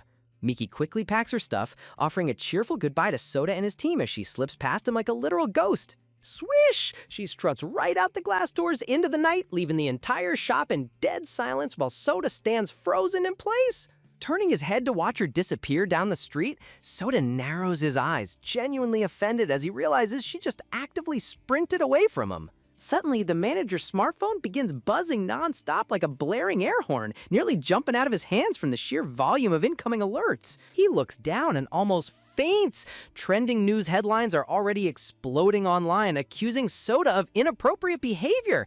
The manager loses his mind, screaming in terror as another PR nightmare unfolds right before his eyes. Looking over at the counter, Soda rests his hand on the wooden table, staring blankly at the surroundings as his sudden craving for ramen completely evaporates into thin air. Thud! Soda cold shoulders his manager and turns around, nonchalantly stating that grease-heavy food is bad for his diet anyway, while his manager chases behind him, screaming about how ridiculously selfish he's being. The story jumps to the next morning at the luxurious Yokogawa Hotel, where sunlight streams beautifully through the high-rise glass windows. Inside her cozy room, Miki is lounging in an ultra-cute bunny ears hoodie, intensely staring at a food delivery app, because choosing between grilled skewers and sweets is apparently her greatest battle yet. Bang! The door bursts open as her energetic manager charges inside, screaming at the top of her lungs that the movie director just called with game-changing news. The newly cast male lead specifically nominated Miki for the lead role. Her manager starts bouncing around the room, gushing about how insane it is for a top-tier actor to personally request Miki, desperately guessing through a list of handsome celebrities. Completely ignoring the professional hype, Miki casually taps on her screen, adding 9 strawberry cakes and 9 blueberry cakes to her cart, driving her manager into an absolute panic over her insane sugar intake. Miki pumps her fists in cute victory, arguing that after surviving an apocalyptic era without sugar, she has every right to feast, leaving her poor manager weeping in the background over her budget and diet plan. Scrolling through her chat history, Miki notices Soda's contact name along with yesterday's unpaid ramen bill of 7,200 yen, realizing he still hasn't sent over his half of the tab. Ugh. She slumps down in her hoodie, convinced that Soda is ignoring her because her chaotic livestream brought him way too much negative publicity. Click. Taking matters into her own hands, Miki types out a polite farewell message, hits delete on his contact info, and vows to stay independent and earn her own cash from now on. Look at that fierce catgirl aura. Later at the film set rest area, a friendly pink-haired co-star sits with Miki, gushing about how legendary Miki's stream counterattack was and revealing that Goro's former victims are now filing massive lawsuits against him. The pink-haired girl clenches her fists in chibi rage, declaring that Goro and his shady agency are officially blacklisted from the industry forever, which honestly feels like the most satisfying cleanup of a villain we've seen in a while. Miki takes a slow sip of her iced coffee, silently admiring her cute new friend's spicy, filter-free personality. Curiously, the pink-haired girl leans forward and asks Miki if she knows who got hired as the brand new male lead to replace Goro, but Miki just shakes her head in complete ignorance. What? The girl nearly flips her chair over in shock, utterly baffled that Miki hasn't heard the massive industry gossip yet. Gasp! Suddenly, gasps and thrilled murmurs echo across the filming set as crew members point toward the entrance in absolute awe. Walking through the light with blinding main character sparkles, Soda arrives dressed in a designer dark coat and glasses, politely greeting the cheering staff around him. Miki's jaw drops as she stares at him, realizing in complete horror that the mystery lead actor who handpicked her is none other than Soda himself. She instantly reminds herself to act like a total stranger. The pink-haired girl immediately bows and greets Soda with high respect, while Miki sits back sipping her drink with an icy glare, prompting Soda to narrow his eyes in disbelief that she's literally pretending he doesn't exist. A quick flashback shows Soda late last night, staying up until dawn reading his script and eagerly checking his phone for Miki's reply. Spurt! The memory reveals the hilarious moment Soda spat out his coffee upon receiving Miki's cold goodbye text, sending the multimillionaire superstar into a hilarious spiral of chibi depression. Back in reality, Soda decides to play her petty game right back. He turns exclusively toward the pink-haired girl, warmly greeting her by her full name, while completely ignoring Miki sitting right beside her. Shock! The pink-haired girl starts sweating bullets and shaking in panic, totally freaked out over why the supreme idol is paying attention only to her while treating Miki like invisible air. Flick! With an effortless, sparkling smile, Miki casually tosses her hands up, loudly clarifying to her friend that Soda is ignoring her simply because they aren't close at all. Inside her mind panel, Chibi Miki throws a full victory celebration with trumpets and applause, giving herself a massive pat on the back for flawlessly dodging celebrity drama. Confused beyond belief, the pink-haired girl crosses her arms, questioning how on earth Miki can claim they aren't close when Soda literally went out of his way to drop a public like on her social media post. Miki stops dead in her tracks, her green eyes widening in absolute genuine confusion as she utters a single clueless word. Like? Grab! The pink-haired girl snatches Miki by the wrist in utter disbelief, yelling if she ever uses the internet, while Miki calmly admits that her one and only true passion in this life is eating good food. Imagine getting so used to chaotic public drama that you just sit back, sip your boba, and act like everything is totally normal.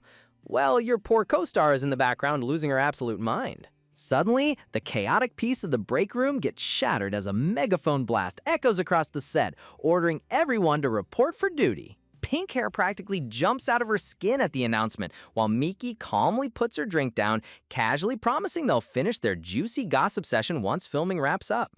Whoosh! The camera pans across the massive high-tech movie soundstage, buzzing with crew members adjusting lights and heavy camera cranes for the upcoming blockbuster shot. Over by the monitors, the director bows in deep gratitude to Soda for taking the lead role, but he can't resist asking why a mega superstar like him specifically demanded to keep Miyuki in the cast. Soda tilts his head with a smooth, deadly smirk, assuring the director that Miki is the only actress alive who can pull off this role.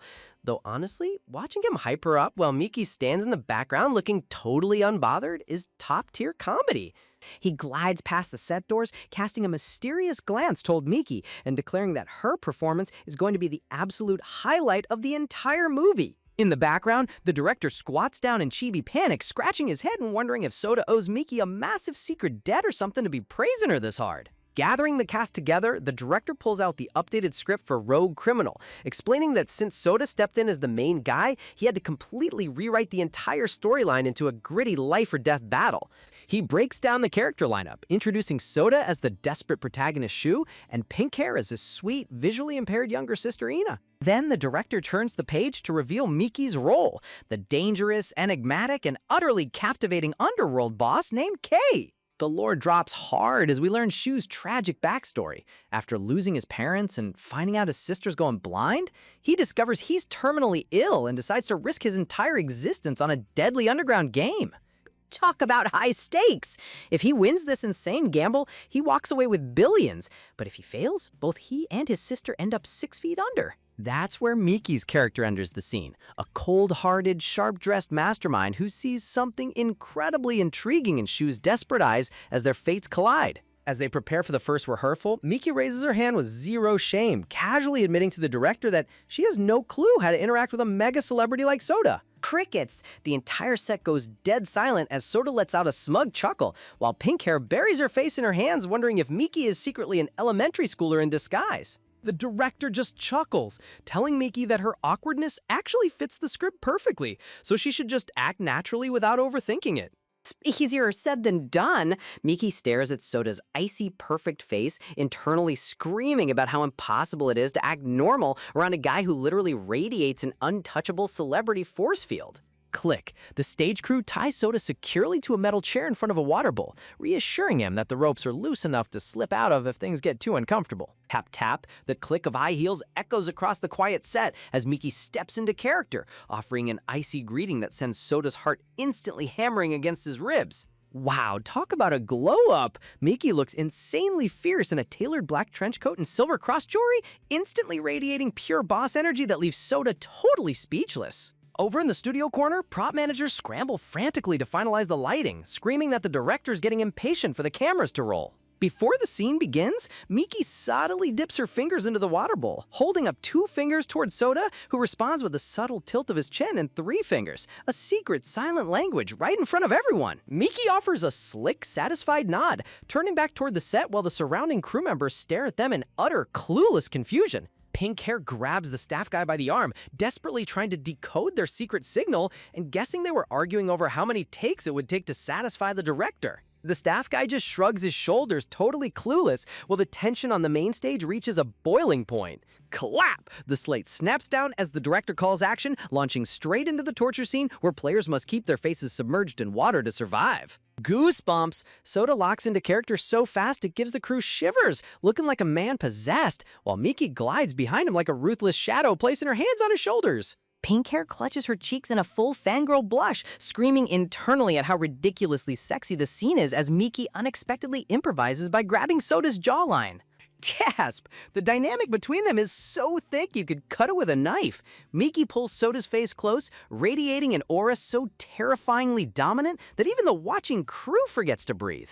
But as Miki looks deep into Soda's dark, lifeless eyes, a sudden jolt hits her memory. Those exact hollow eyes match the expression of a warrior facing death on an ancient battlefield from her past life. Miki completely freezes mid-scene for 10 agonizing seconds, causing the assistant directors to panic and whisper that she must have choked on her lines under Soda's insane pressure. The staff nervously glances over at the director, expecting him to cut the scene immediately and scold Miki for breaking character during a live take. Bam! Instead of stopping the camera, the director throws his hand up and harshly shuts down the gossiping crew members. Leaning into his monitor with wild excitement, the director roars for the cameraman to zoom directly onto Miki's face without missing a single micro-expression. Swoosh! Miki snaps right back into the moment, sliding her hand down Soda's neck with a dangerously seductive smirk that sends a literal shockwave down Soda's spine. The director grips his desk in absolute awe. This isn't just acting anymore, it's 2 elite performers feeding off each other's raw, unscripted intensity in real time.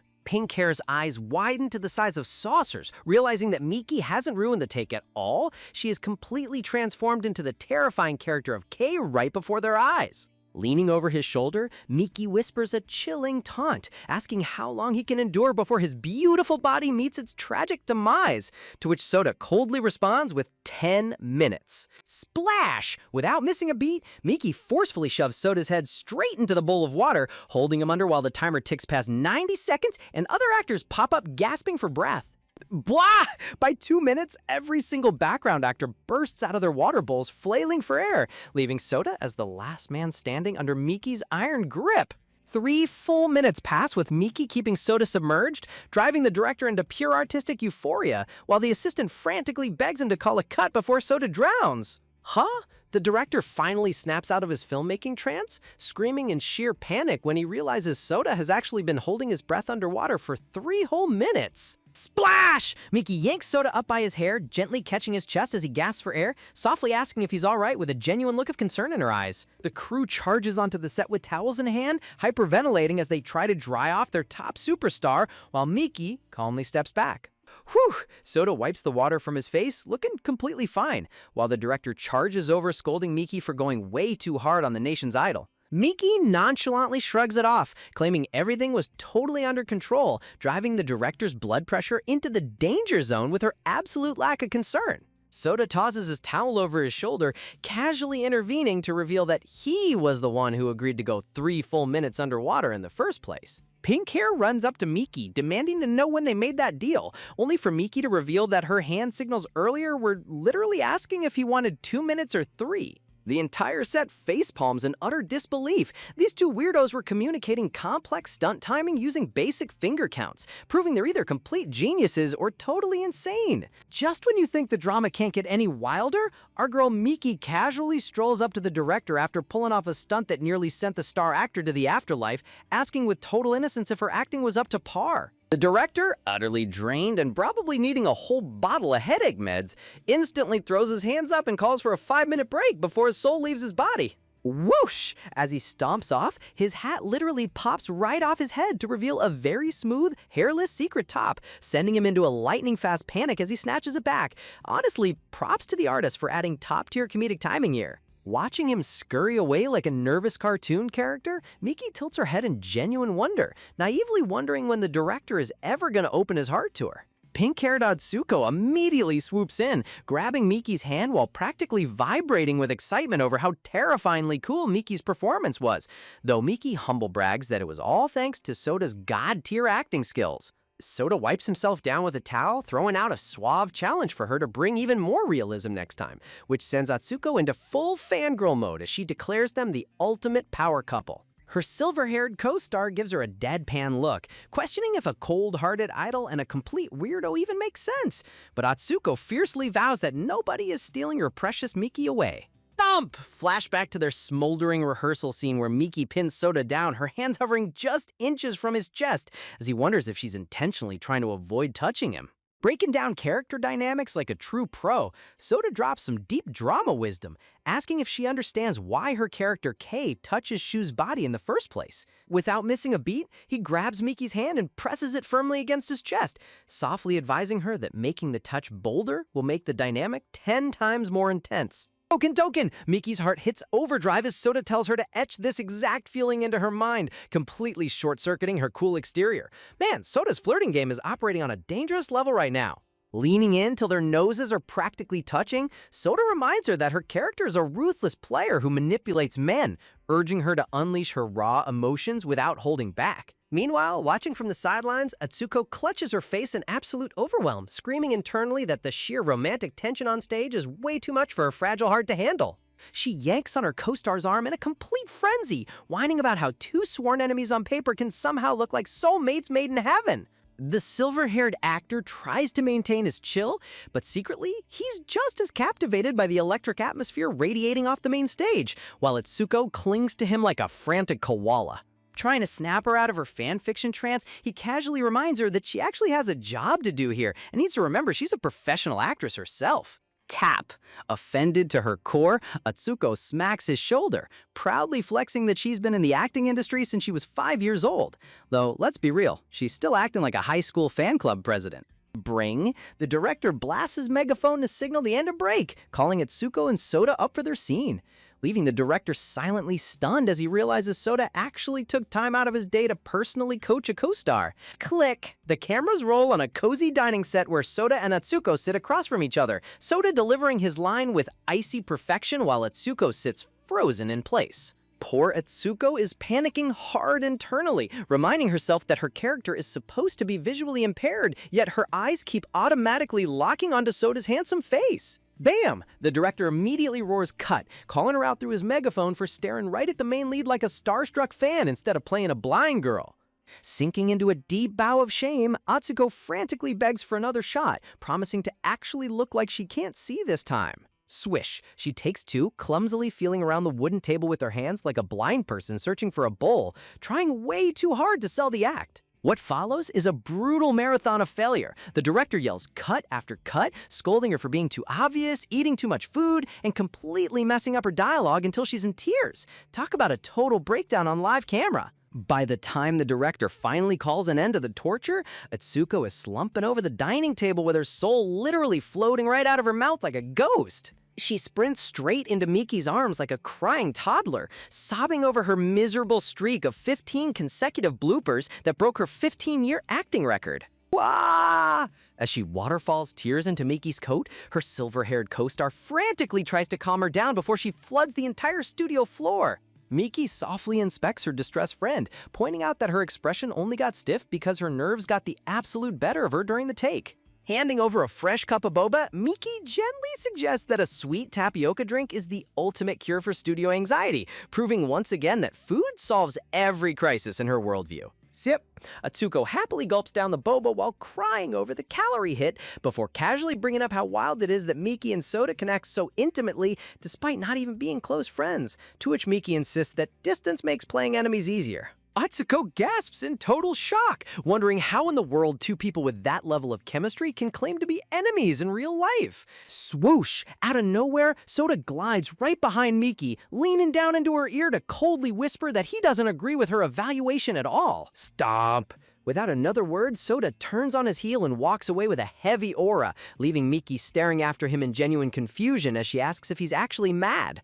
Miki chibis out, convincing herself that holding his breath underwater earlier put him in a foul mood, while Atsuko chokes on her boba from the sheer oblivious density of her friend. Seriously, Miki's romantic radar is completely offline.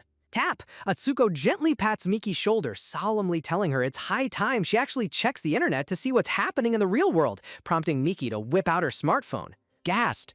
As Miki scrolls through social media, the shocking truth hits her like a freight train. Soda had publicly liked her post, and here she was declaring to everyone on set that they weren't close at all. A wave of sheer panic washes over Miki as she realizes she publicly humiliated the top idol, resolving that a proper, immediate apology is the only way to save herself from social execution. Click! But when she opens her chat app to text him, her heart drops into her stomach. She suddenly remembers that she literally blocked and deleted his contact earlier that morning.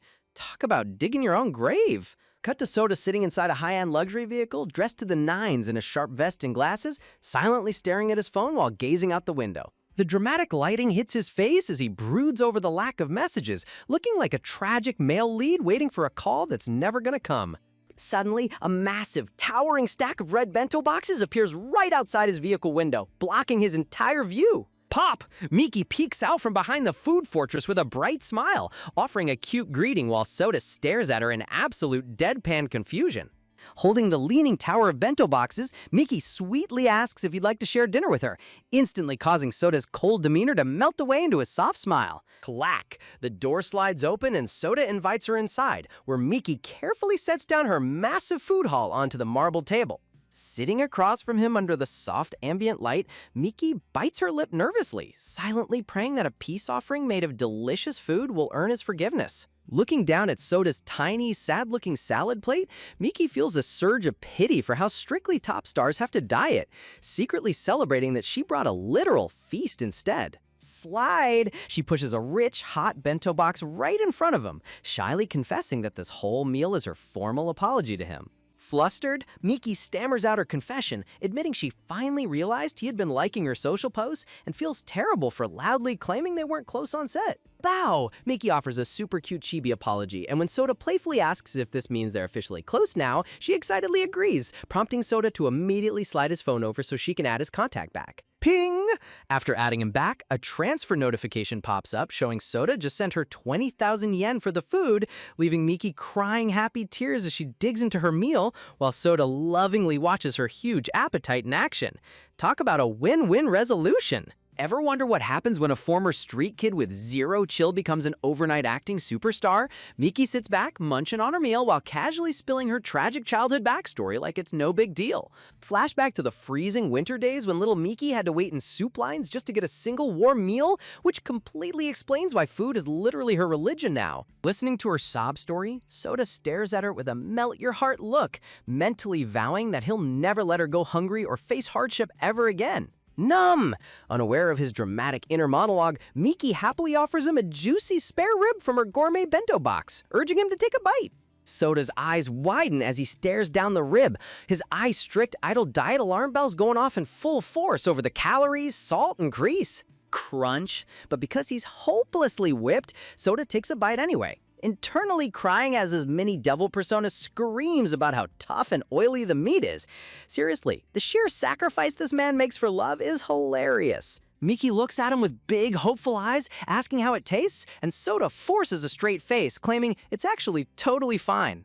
Swish! Encouraged by his lie, Miki immediately shoves a piece of crispy fried shrimp into his direction, while Soda's internal demon suffers another mental breakdown over the sticky fat. She eagerly asks for his verdict again, and Soda gives her the smoothest, most convincing smile, insisting that it's absolutely delicious. Whoosh! Miki goes full mother hen mode, piling even more food onto his plate, telling him to eat until he bursts like a happy little kid. Dab! Soda politely wipes his mouth with a napkin, mentally admitting that eating greasy food with Miki actually wasn't half bad, while Miki proudly announces she's hooked up with the catering crew to bring him meals every day. Soda's heart does a tiny flip as he imagines having romantic daily lunch dates with her, while Miki casually strolls toward the van exit, telling him not to force himself if he hates it. Noticing his silence, Miki glances back to check if she's being a nuisance, but Soda soft launches a smile, gently telling her to see him later. Watching her walk away under the bright sunlight, Soda whispers to himself that she could never be a bother. In fact, she's the only person who makes him feel unstoppable. Man, someone get this guy an award for top-tier romance lines. Cut to later inside the luxury trailer where Soda sits back sipping black coffee while reviewing his script like the elegant prince he is. Bam! Suddenly his silver-haired co-star bursts through the door like a wild tornado, yelling Soda's name at the top of his lungs. Pointing a dramatic finger, the co-star demands to know if Miki was really in here having a secret lunch date with him earlier. Gasp? Finding out that Soda, the guy who usually treats junk food like biohazardous waste, actually devoured a greasy bento box? The co-star freaks out, asking if he got possessed by a food demon during his car accident. Soda shoots him a sub-zero death glare, coldly reminding his noisy friend that he absolutely despises loud people ruining his quiet time. Click? Ignoring the dramatic antics, Soda coolly commands his assistant to track down Miki's exact hotel room number, leaving the silver-haired guy utterly speechless. Ring! Soda whips out his phone and dials up a contact, making his co-star panic in the background over what crazy stunt Soda is planning next. Soda casually addresses the person on the line, bringing up how they previously mentioned wanting to invite Miki out to a club. The guy on the phone groans in defeat, admitting he already tried asking Miki out, but she brutally turned him down on the spot. Unfazed, Soda smirks into the receiver, casually ordering him to tag along tonight because they're going to deliver a special present directly to her room. The guy on the phone goes full chibi mode, completely baffled as to why Soda is acting like a delivery driver all of a sudden. Wah! Meanwhile, the silver-haired co-star dramatically falls to his knees crying, whining about why Soda didn't bother asking him for help instead. Munch, back at her cozy hotel room, Miki sits in an adorable bunny hoodie, casually eating meat skewers while scrolling through her phone to check the latest social media chaos. Gasp! Her eyes land on a malicious hater account called Anti-Mickey, which just uploaded a horribly photoshopped scandal photo trying to ruin her reputation. Instead of breaking down or panicking, Miki just chews on her skewer with deadpan calm, deciding it's high time to handle this toxic troll head-on. Ding! Miki goes live on social media in her oversized hoodie, sweetly greeting her thousands of live viewers before instantly dropping the pleasantries to call out Anti-Miki directly. Click! Pulling up her laptop screen on camera, Miki reveals the exact leaked photo, assuring her fans that today's stream is going to be a masterclass in debunking fake news. Viewers span the chat in total confusion as Miki opens up video editing software and selects the face area on the suspicious photo. Ta-da! With a few quick clicks, Miki seamlessly swaps her face out for a famous veteran male actor's face, proving to the entire internet that the scandal photo was just a cheap deepfake created by an amateur. The stream chat goes absolutely wild with praise. Smirk, throwing an icy look straight into the camera lens, Miki warns Anti-Miki that slander is a serious crime and they better expect a fat lawsuit from their legal team real soon. Knock knock! Right as she finishes her epic mic drop moment, a heavy knock echoes at her hotel door and she opens it to find Soda standing there looking dangerously handsome in an unbuttoned black shirt. Slam! Panic hits Miki instantly as she tries to slam the door shut in his face, but Soda effortlessly holds the doorframe open, casually reminding her who he is. Miki frantically whispers for him to hide because she's still broadcasting live to tens of thousands of fans, only for her silver-haired co-star to pop out from behind Soda and wave cheerfully at the camera. Soda immediately hits his friend with a cold glare for acting too familiar with Miki, while Miki just stands there in her bunny suit wondering why her room turned into a reality TV set. Turning back to the live setup, Soda smoothly offers to jump on the stream and greet Miki's fans properly, and Miki gives him the green light. Glimmer, radiating pure superstar charisma, Soda looks directly into the stream camera and delivers a powerful speech, telling his fan base that words have immense power and urging everyone to stop sending hate online. Talk about using your clout for good. Bowing his head slightly, Soda apologizes to Miki for the sudden disturbance before revealing the real reason he showed up late at night, to hand over an official letter of appreciation. Swoosh! The silver-haired co-star steps forward like a traditional herald, dramatically unrolling a massive golden-tasseled red scroll in front of the live camera. Read? The scroll officially commends Miki for her heroic, brave actions during the major traffic accident, where she pulled people out of a burning car wreck. Stream viewers lose their collective minds in the comments. Soda mentions that the police department will officially follow up with her later, while the silver-haired co-star insists on taking a commemorative group photo right then and there. Flash! Soda hits a cute finger heart pose while Miki holds up her huge scroll, creating the ultimate viral livestream screenshot that completely clears Miki's name forever. Zoom! Stepping right up to the camera lens, the silver-haired co-star decides it's time to spill the full tea on how Soda and Miki actually met. Switching into chibi storytelling mode with wooden clapperboards, he dramatically announces the grand saga of Miki's superhero moment, while Soda and Miki stand behind him, looking totally done with his theatrics. He passionately narrates how Soda's car was crushed in a brutal crash, and how Miki literally ripped open the crumpled steel door with her bare hands like a human tank to drag Soda to safety. Vein pop! He keeps hyping up how Soda wept tears of gratitude in the hospital after learning Miki saved his life, causing Soda's forehead veins to bulge in pure irritation. Grab! Unable to take any more embarrassing embellishments, Soda grabs his loud friend by the collar, growling at him to shut his mouth before he ends him. Talk about an explosive end to a live stream. Soda literally yeets his noisy co-star AG straight out the door before Miki cute shames him, teasing that he was so moved by her rescue story that he actually shed real tears. Miki scrolls through her livestream chat as thousands of fans go crazy shipping them as the ultimate power couple, while Soda stands over her shoulder pretending he isn't secretly enjoying every single comment. Bam! Out of nowhere, the stream gets hit with a sudden ban for inappropriate content, leaving Miki whining that bad luck follows Soda wherever he goes while he just stands there looking innocent. Going full chibi pout mode, Miki insists it's totally his fault because, honestly, who else could accidentally break a livestream just by existing in the same room? Knock knock! IG starts violently banging on the door from the hallway, begging to be let back in. But Soda coldly promises Miki he'll make sure to leave the human megaphone behind next time. Miki's brain does a complete reboot as she tilts her head in pure confusion. Wait, did he just casually imply there's gonna be a next time for them hanging out? After AG finally takes the hint and waves goodbye, Soda smoothly leans into the doorway and hits Miki with a surprise invite to grab some late-night supper. Slam! Food is literally Miki's love language, so she bursts out of her room like a rocket, leaving IG utterly paralyzed in shock because the health nut prince Soda never eats late-night meals. Crash! Cut to a luxury office where the spoiled heiress Reika smashes her phone in a total meltdown, screaming at her henchmen for failing to ruin Miki's career. Talk about a villain having a major temper tantrum. Her lackey apologizes and suggests spamming more hate online, but Reika actually uses 2 brain cells for once, warning him that being too obvious will blow their cover. Smirking like a true webtoon antagonist, Reika pulls up her contacts and zeroes in on Mika's mother, preparing to execute a dirty, low-blow scheme. Under the glowing neon lights of the food district, Soda, Miki, and her oversized bunny hoodie, and Iji stroll through the night looking for a cozy place to eat. AG tries to sling an arm around Soda's shoulder like a buddy, but Soda gives him an icy death stare that could freeze hell over and tells him not to lay a finger on him.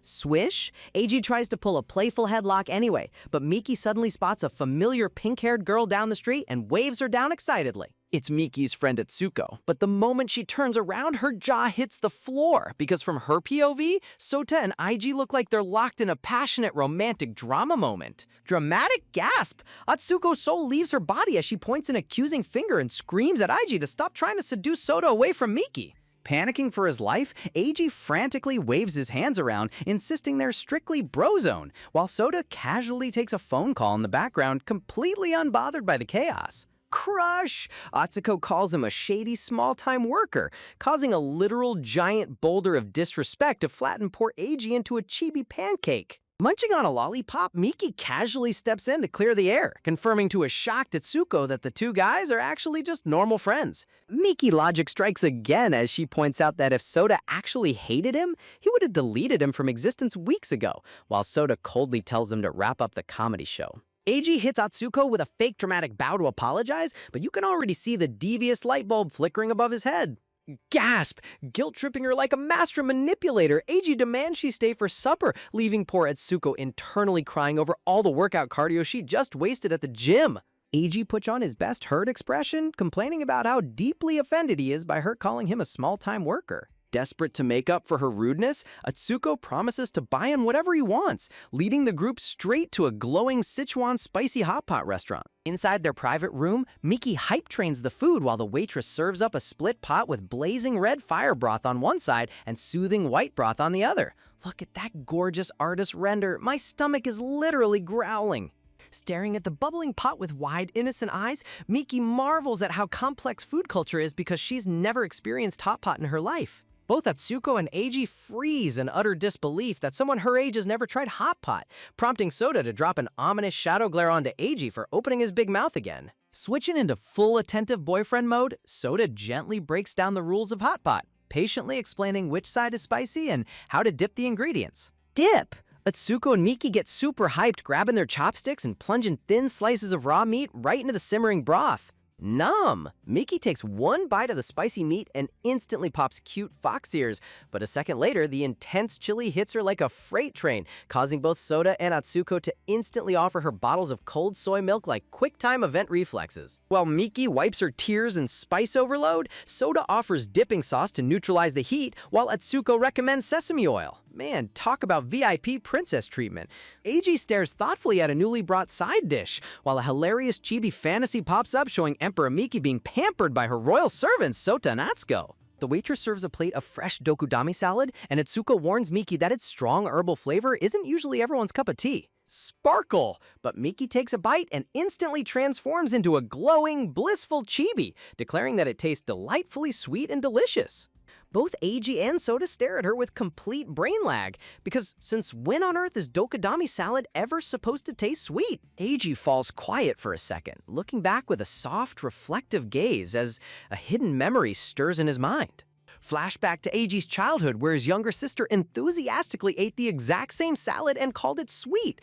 Atsuko realizes Eiji has a younger sister, adding a rare sweet layer to his goofy character. Steam. Breaking the emotional silence, Eiji points out that the beef tendon is fully cooked and urges everyone to grab it before it gets overdone. Miki happily digs back into her bowl, proving once again that nothing in the universe can come between her and a delicious feast. Pushing through the heat, Miki fans her mouth while sweating cute teardrops, prompting Eiji to tease her for being dramatic over a little chili. Ever the thoughtful gentleman, Soda passes Miki a fresh glass of water and makes sure she sticks to the mild white broth to save her poor tongue. Atsuko smugly asks Eiji if he can handle spicy food, and Eiji immediately puffs his chest out, bragging that his heat tolerance is elite tier. Challenge accepted. Atsuko slams her hand on the table to start a spice showdown, and Eiji instantly accepts, betting that whoever loses has to perform embarrassing street karaoke. Miki tilts her head completely out of the loop, while Soda casually continues eating his meal, telling Miki to ignore the two idiots and focus on the hot meat. The waitress delivers a fiery platter of 20 atomic spicy wings, setting the stage for the ultimate pride versus stomach battle. Atsuko picks up a wing with total ice-cold composure, while Eiji holds his wing with trembling hands as dark aura waves scream danger all over it. Munch. Atsuko munches on her wing without flinching, making Miki naively assume the wings aren't actually spicy at all. Enticed by Atsuko's calm reaction, Miki innocently reaches her chopsticks across the table to snatch one of the death wings for herself. Clack! Soda's chopsticks strike like a lightning bolt, swatting her hand away with a stern warning not to touch the biohazard chicken. Gulp. Soda points over to Eiji, who has turned bright red, breathing fire like a wounded dragon while wildly chugging a soda can in pure agony. And that is why you always listen to Soda. Talk about an absolute disaster of a spice contest. Atsuko is over here casually munching on atomic chicken wings like they're sweet candy, while poor Eiji is on the absolute verge of meeting his ancestors. She sweetly asks if he wants to tap out, but Eiji's fragile male ego refuses to let him accept defeat. Going full stubborn chibi mode, Eiji screams with tears streaming down his face that he will never surrender to a plate of chicken. Atsuko just stares at him like he's lost his mind, telling him to stop being so ridiculously hard-headed. Cut to 10 minutes later, and poof, Eiji's soul has officially detached from his body. Bro is sitting there completely motionlessly fried, staring into the abyss while his ghost floats away. Man, never underestimate Sichuan spice. In a hilarious fantasy boxing ring, Atsuko gets her hand raised in glorious victory as the undisputed spicy hot wing champion, while Soda casually snaps photos of Eiji lying flat on his back like a knocked-out cartoon character. Back in reality, Eiji literally face plants onto the dining table next to his soda can, groaning out his official surrender. Honestly, seeing a guy hyping himself up only to get annihilated in under 10 minutes is top-tier comedy. The waitress walks in with the check, but before anyone else can even react, Soda smoothly steps in and offers to foot the entire bill like the total gentleman he is. While AG groggily complains from the table, the waitress hands them a special promotional voucher, announcing that couples get a massive 30% discount on their next visit, prompting all four of them to freeze in complete awkward silence. Pain pop, AG and Atsuko immediately turn bright red and scream in synchronized panic, aggressively denying that they are a couple. The waitress quickly apologizes for the mix-up, but Mika's inner bargain hunter instantly activates as she sweetly swoops in and snags the couple's discount coupon anyway. Hey, free food discounts are free food discounts. Soda holding the couple's coupon with a suave rose-filled aura, smoothly remarking that he doesn't mind keeping it if she doesn't mind. Shortly after, the crew steps out of the restaurant into the cool night air. As they walk, AG is clutching his stomach in obvious pain. Miki looks at him with genuine worry, wondering if his stomach is about to completely explode from all that reckless chili consumption. Seeing how bad IG looks, Miki takes charge and grabs his arm, asking Soda to take Miki home while she personally hauls IG straight to the hospital, much to IG's loud protests. AG tries to wriggle free, but Miki forcibly shoves him into a yellow taxi, calling out his fake tough guy act since he's been clutching his gut the entire night. Meanwhile, Soda and Miki just stand on the curb like unfazed parents watching a toddler throw a fit. Watching the taxi speed off into the night, Miki chuckles softly about how chaotic those two are, just as delicate raindrops start pitter-pattering onto the pavement. Reaching her hand out into the cool drizzle, Miki notices the sudden downpour, totally unprepared for the change in weather. Swish! Soda gently pulls her bunny hood over her head, leaning in close to softly tell her to wait under the overhang while he fetches an umbrella. Man, the romantic tension here is off the charts. Miki leans casually against the glass storefront, watching the rain fall, waiting patiently until Soda reappears through the misty rain holding a large clear umbrella. Returning with a clear umbrella, Soda hands Miki a fresh bottle of sweet milk drink, casually claiming he got it because it was on sale. Look at him pretending he didn't buy it specifically to cheer her up. As they walk under the rain, Miki glances over and notices that Soda is holding the umbrella mostly over her, leaving his own shoulder completely soaked. Pointing out that he's gonna catch a cold, Miki tries to shift the umbrella, but Soda hits her with a smooth smirk, teasingly asking if he looks that helpless before pulling her in much closer to his side. Walking down the dimly lit rainy alleyway, Soda glides alongside her and asks if the drink is good, causing Miki to instantly pop a hilariously suspicious glare, asking if he's trying to steal her precious sweet milk. Flashing a ridiculously handsome, reassuring smile, Soda reassures her that he has zero intention of snatching her drink.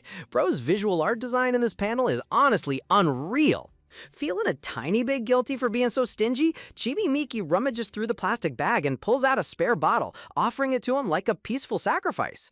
Soda inspects the glass bottle with an amused expression, teasing her for suddenly becoming so overwhelmingly generous. Going full Chibi Nag mode, Miki insists he take it since he bought the bag in the first place, leaving Soda chuckling at her adorable logic. As they disappear down the street under the glowing city lights, Soda teases her for already chugging 2 bottles, while Miki insists he's missing out on the best flavor in the world because it's too sweet for his sophisticated taste. Later that night at home, Soda dries his damp hair with a towel after a fresh shower.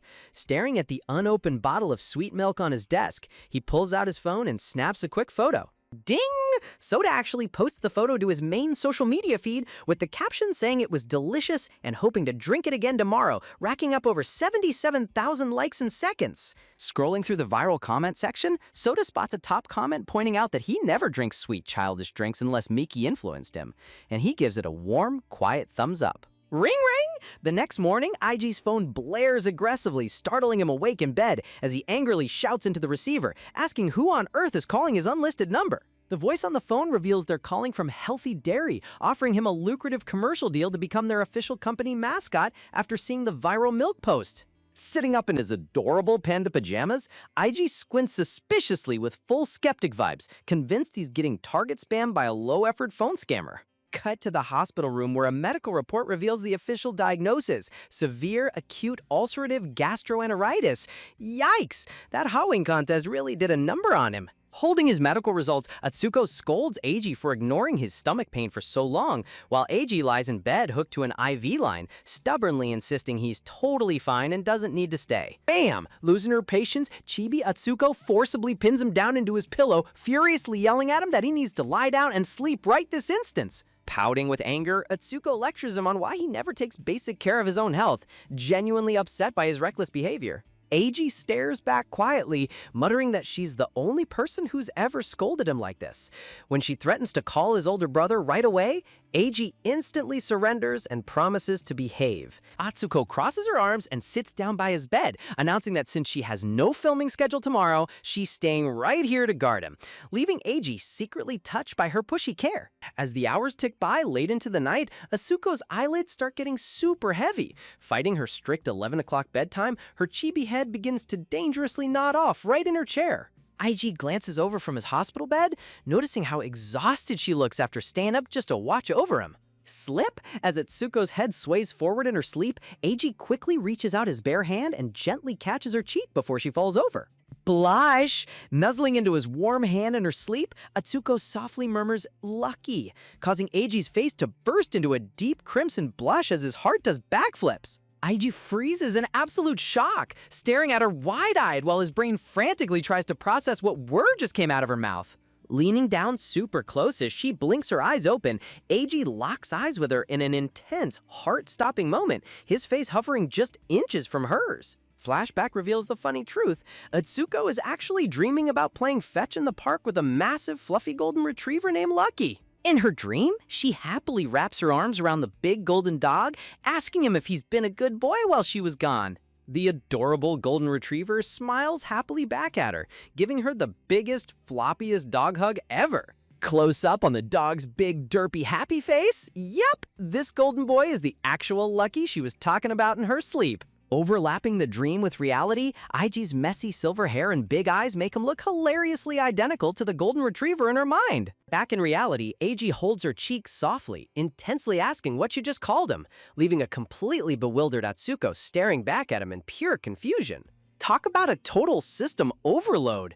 Imagine waking up from a cozy nap only to realize you just confessed your deepest, darkest thoughts to your crush, leaving your face redder than a fresh tomato. Panicking out of her mind, Atsuko goes full chibi mode and violently shoves poor Eiji straight back onto his hospital bed with a loud thud, leaving him groaning in pure agony. Swirling with dizziness, Eiji clutches his bruised head and yells in frustration, demanding to know why he just got body slammed when he was literally just trying to cover her up with a blanket like a proper gentleman. Blink! Atsuko completely freezes in her tracks, her jaw practically dropping to the floor as the harsh, embarrassing reality finally sinks in. Clasping her hands together in frantic desperation, Atsuko begs for forgiveness, admitting she was totally sleep-talking and wishing a hole would magically open up so she could crawl inside and hide forever. Honestly, the secondhand embarrassment here is enough to make anyone want to hibernate.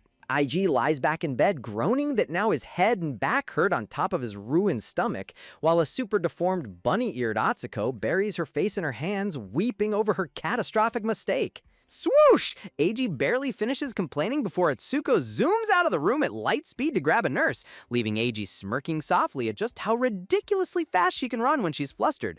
Meanwhile, over at Miki's apartment, she opens up her wardrobe only to be greeted by a sea of pink, frilly, overly cute dresses that make her cringe inside. Buzz buzz, her phone suddenly explodes with frantically spammed text messages from Atsuko, who is having a complete meltdown over almost giving Eiji a concussion and dramatically threatening to relocate her entire life to Mars. Staring at the blinding cascade of frantic notifications, Miki rolls her eyes with a heavy sigh, realizing her friend is being beyond extra right now.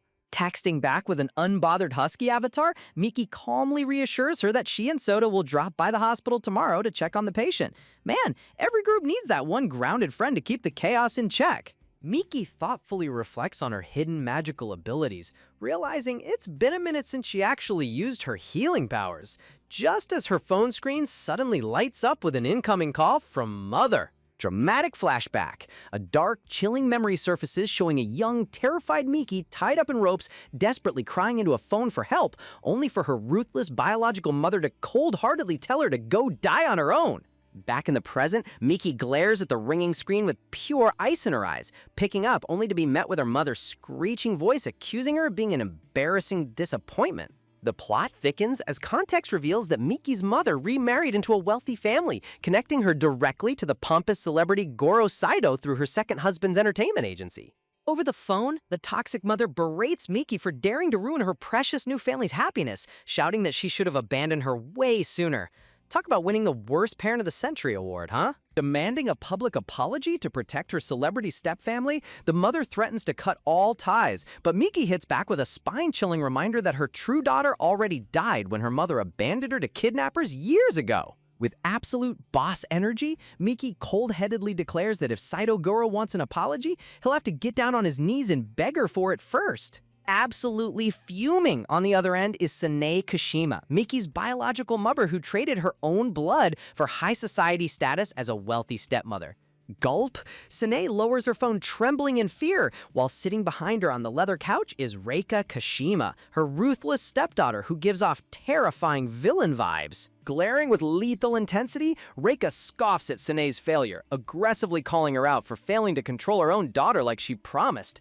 Shaking like a leaf, Sanae clasps her hands together and desperately begs Reika for another chance to put Miki in her place. Leaning in close with a sinister smirk, Reika brutally exposes Sanae's secret affair with Saito Goro behind her father's back, using it as absolute blackmail to force her obedience. The drama in this house is straight out of a soap opera, and I am here for it. Dropping straight onto her knees in sheer terror, Sanae begs for mercy, promising to wipe out Miki immediately if Reika keeps her dirty secret hidden from her husband. Reika condescendingly pats Sanae's cheek like a disobedient pet, declaring that Miki needs to be severely punished for daring to try and steal what belongs to her. Left kneeling alone on the cold floor as Reika struts away, Sanae's fear instantly turns into bitter malice, cursing Miki for existing and ruining her comfortable life. The next morning at the hospital room, Eiji is sitting in bed, pouting with his arms crossed like an angry toddler until the door glides open, revealing Miki and Soda casually stepping inside to visit. Instant tsundere mode activated. Chibi Eiji squints his eyes and huffs, insisting he didn't need anyone visiting him because he's got to maintain his reputation as a tough guy. Miki just chuckles softly with a gorgeous smile, casually letting him know that her filming rap schedule ended early today anyway. Meanwhile, Soda steps up with a totally deadpan face, teasingly claiming he only tagged along to witness just how pathetic Eiji looks lying in a hospital bed. Woos! Enraged, Chibi Eiji violently hurls his pillow across the room, shouting at him to shut up, while Sota smoothly dodges it just as Atsuko enters carrying a steaming tray of hospital porridge. As Atsuko sets down the warm bowl, Eiji immediately wrinkles his nose in utter disgust, throwing a dramatic tantrum about wanting a juicy steak instead of bland liquid food, prompting Atsuko to yell at him for ignoring his ulcer. Standing tall over his bed, Atsuko puts her foot down, sternly reminding him that he has zero choice but to obey the doctor's strict medical orders. Striking a hilarious chibi flex pose, Eiji whines that this miserable hospital diet is gonna make all his hard-earned gym muscles shrivel up and disappear into thin air. Snap! Declaring that he's fully healed, Eiji swings his legs over the bed to escape, only to instantly get hit by a brutal spike of pain that leaves him doubled over groaning, causing a panicked Atsuko to sprint off for a nurse. Before Atsuko can bolt through the door, Miki gently places a hand on her shoulder, telling her to hold on for just a second. Stepping over to Eiji's bedside, Miki offers to try a special private breathing technique she supposedly learned from an ancient Eastern medicine master, while Eiji looks back super doubtful. Glow. Placing her palm against his chest, Miki guides his breathing while secretly channeling her glowing green spiritual magic deep into his body to instantly heal his internal damage. Look at that visual effect. The artist really cooked with the lighting here. Within seconds, the searing stomach pain completely vanishes. Eiji stares at his own hands in absolute shock, while Soda and Atsuko gasp in disbelief, leaving Miki silently marveling at how much stronger her magic has gotten since reincarnating. While everyone else is celebrating, Soda narrows his eyes in deep suspicion, secretly thinking that simple breathing exercises shouldn't magically cure severe internal ulcers. Flashback. Soda remembers his own horrific car crash, where he should have been critically injured, yet miraculously walked away with barely a scratch after Miki touched him. Connecting all the dots, Soda gazes at Miki with a brooding expression, finally realizing that she was the mysterious guardian angel who saved his life that day. Completely oblivious to the heavy tension, a fully energized Eiji leaps out of bed, bouncing on his feet, shouting that he feels strong enough to run all the way home.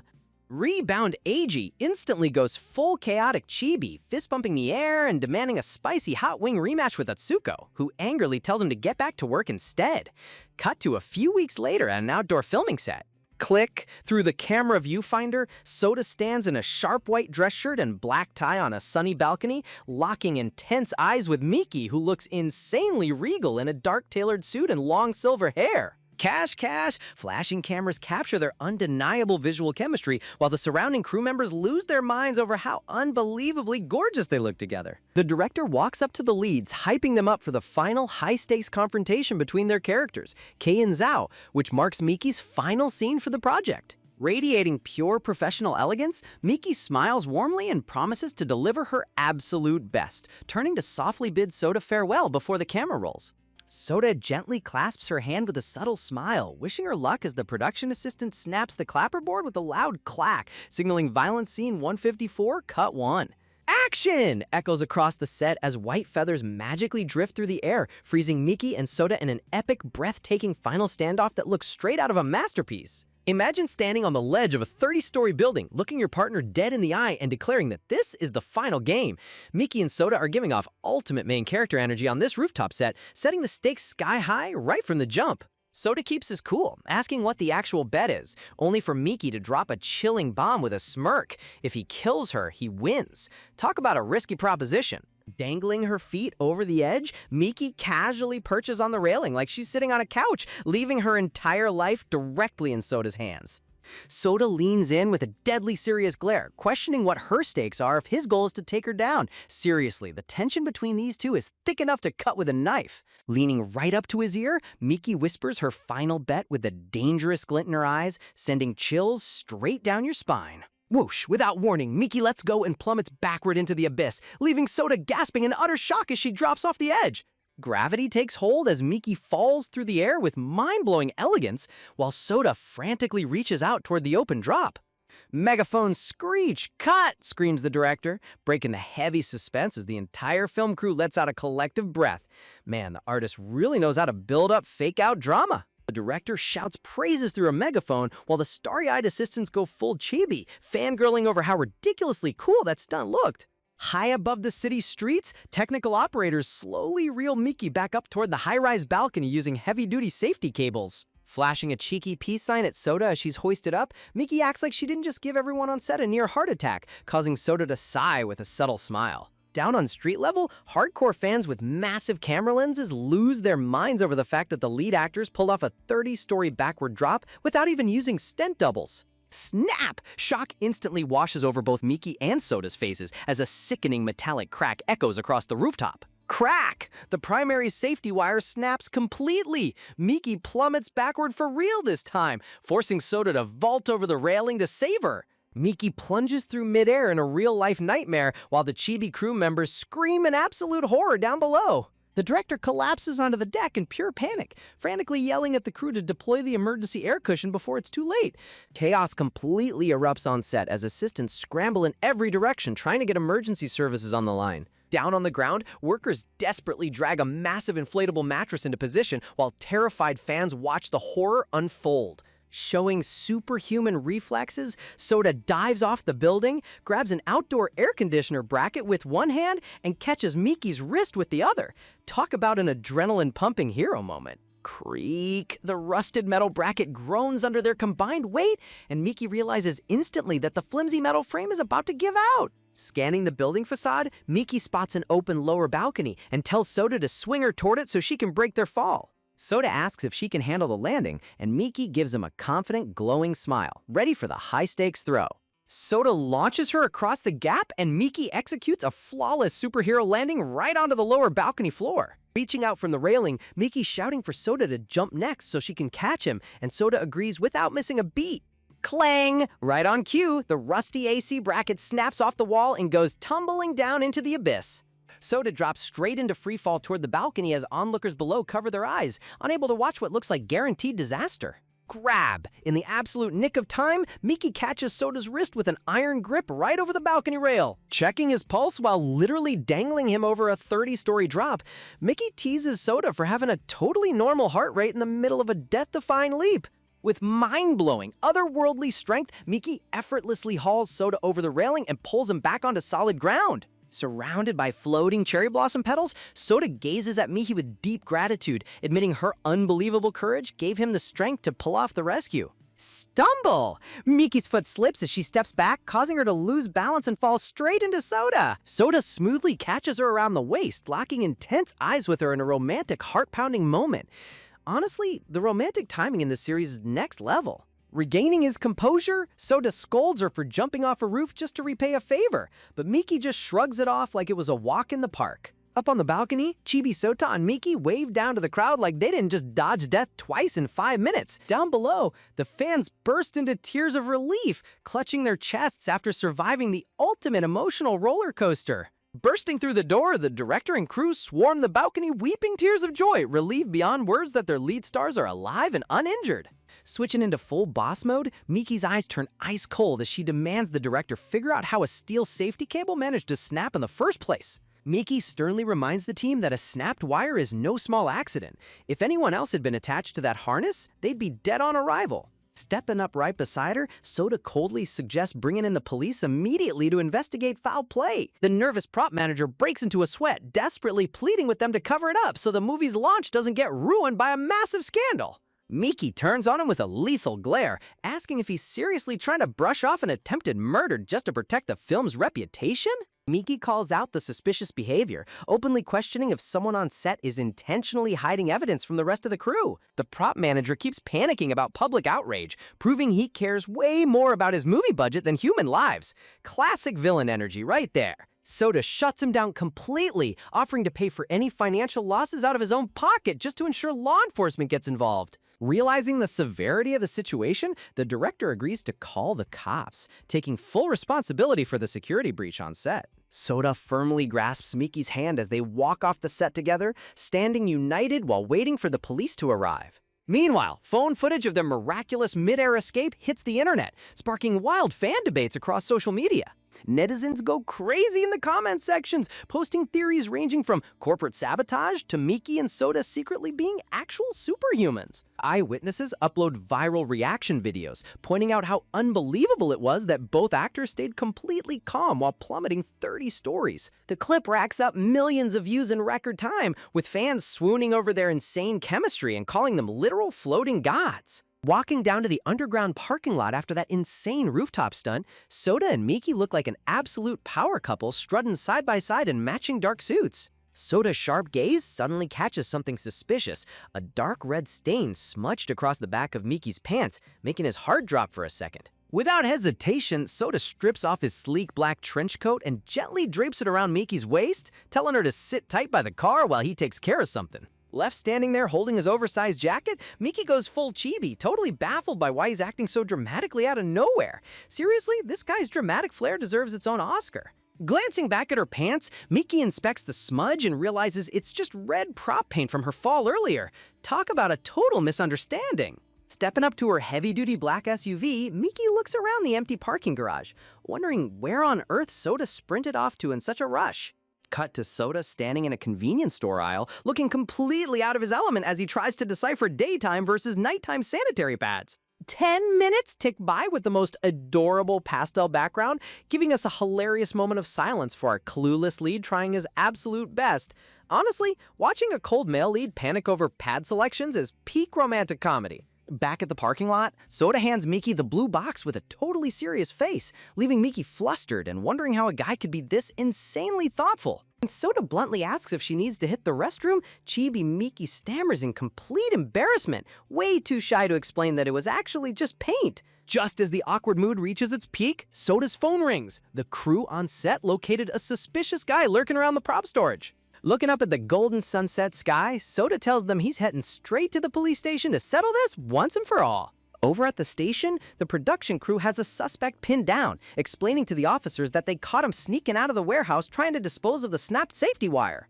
The officer rips off the suspect's bucket hat, revealing the bruised and furious face of none other than Goro Saito. The director angrily confronts Goro, demanding to know how an unbadged outsider managed to sneak into a restricted equipment warehouse. Striding into the room with absolute authority, Miki crosses her arms and reveals the truth. Goro had an inside accomplice, glaring directly at Assistant Director Yamasato. Man, Miki dropping evidence like a seasoned detective is so satisfying to watch. Yamasato breaks into a cold sweat, wildly protesting his innocence and shouting that he has zero connection to Goro's crazy plot. With a smug smile, Miki pulls out Goro's confiscated smartphone and plays a crystal clear audio recording of Yamasato agreeing to sabotage the props. Exposed in high definition, Yamasato turns pale as ice while the officers drag a furious Goro away in cuffs. Dropping to his knees in total despair, Yamasato tries to pass the blame, claiming Goro promised he just wanted to tease Miki a little and that he only gave him the keys. What a pathetic excuse. Seeing red, the director flies across the room and plants a flying kick straight into Yamasato's face for putting his lead actors in mortal danger. Absolute chaos erupts in the precinct lobby as the director goes completely wild, forcing the officers and Miki to drag him off the backstabbing assistant. Miki pulls the director back, reminding him that violence isn't the answer and that they should let the law handle criminals. But in a hilarious chibi side panel, Miki whispers to herself that the director's kick form was totally weak anyway. Look at her casually roasting her director mid-arrest. Seconds later, while the police are busy restraining the director, Miki casually steps up and lands a brutal high-heel stomp right onto Goro's jaw. Talk about hypocrisy at its finest. Baffled by her sheer savagery, the terrified officer turns to Soda, begging him to get his female lead under control before she destroys the suspect.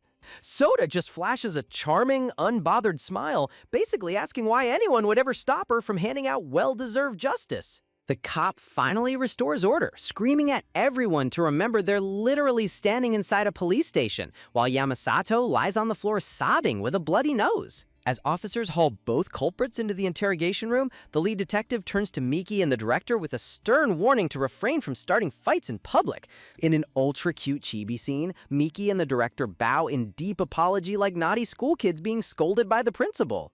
Later in the hall, the detective informs Soda and Atsuko that Goro's fingerprints were confirmed on the tampered wire, solidifying the attempted murder charges. Walking out into the fresh air, Atsuko sighs in relief that the nightmare is finally over, while Soda spots an influential figure waiting outside.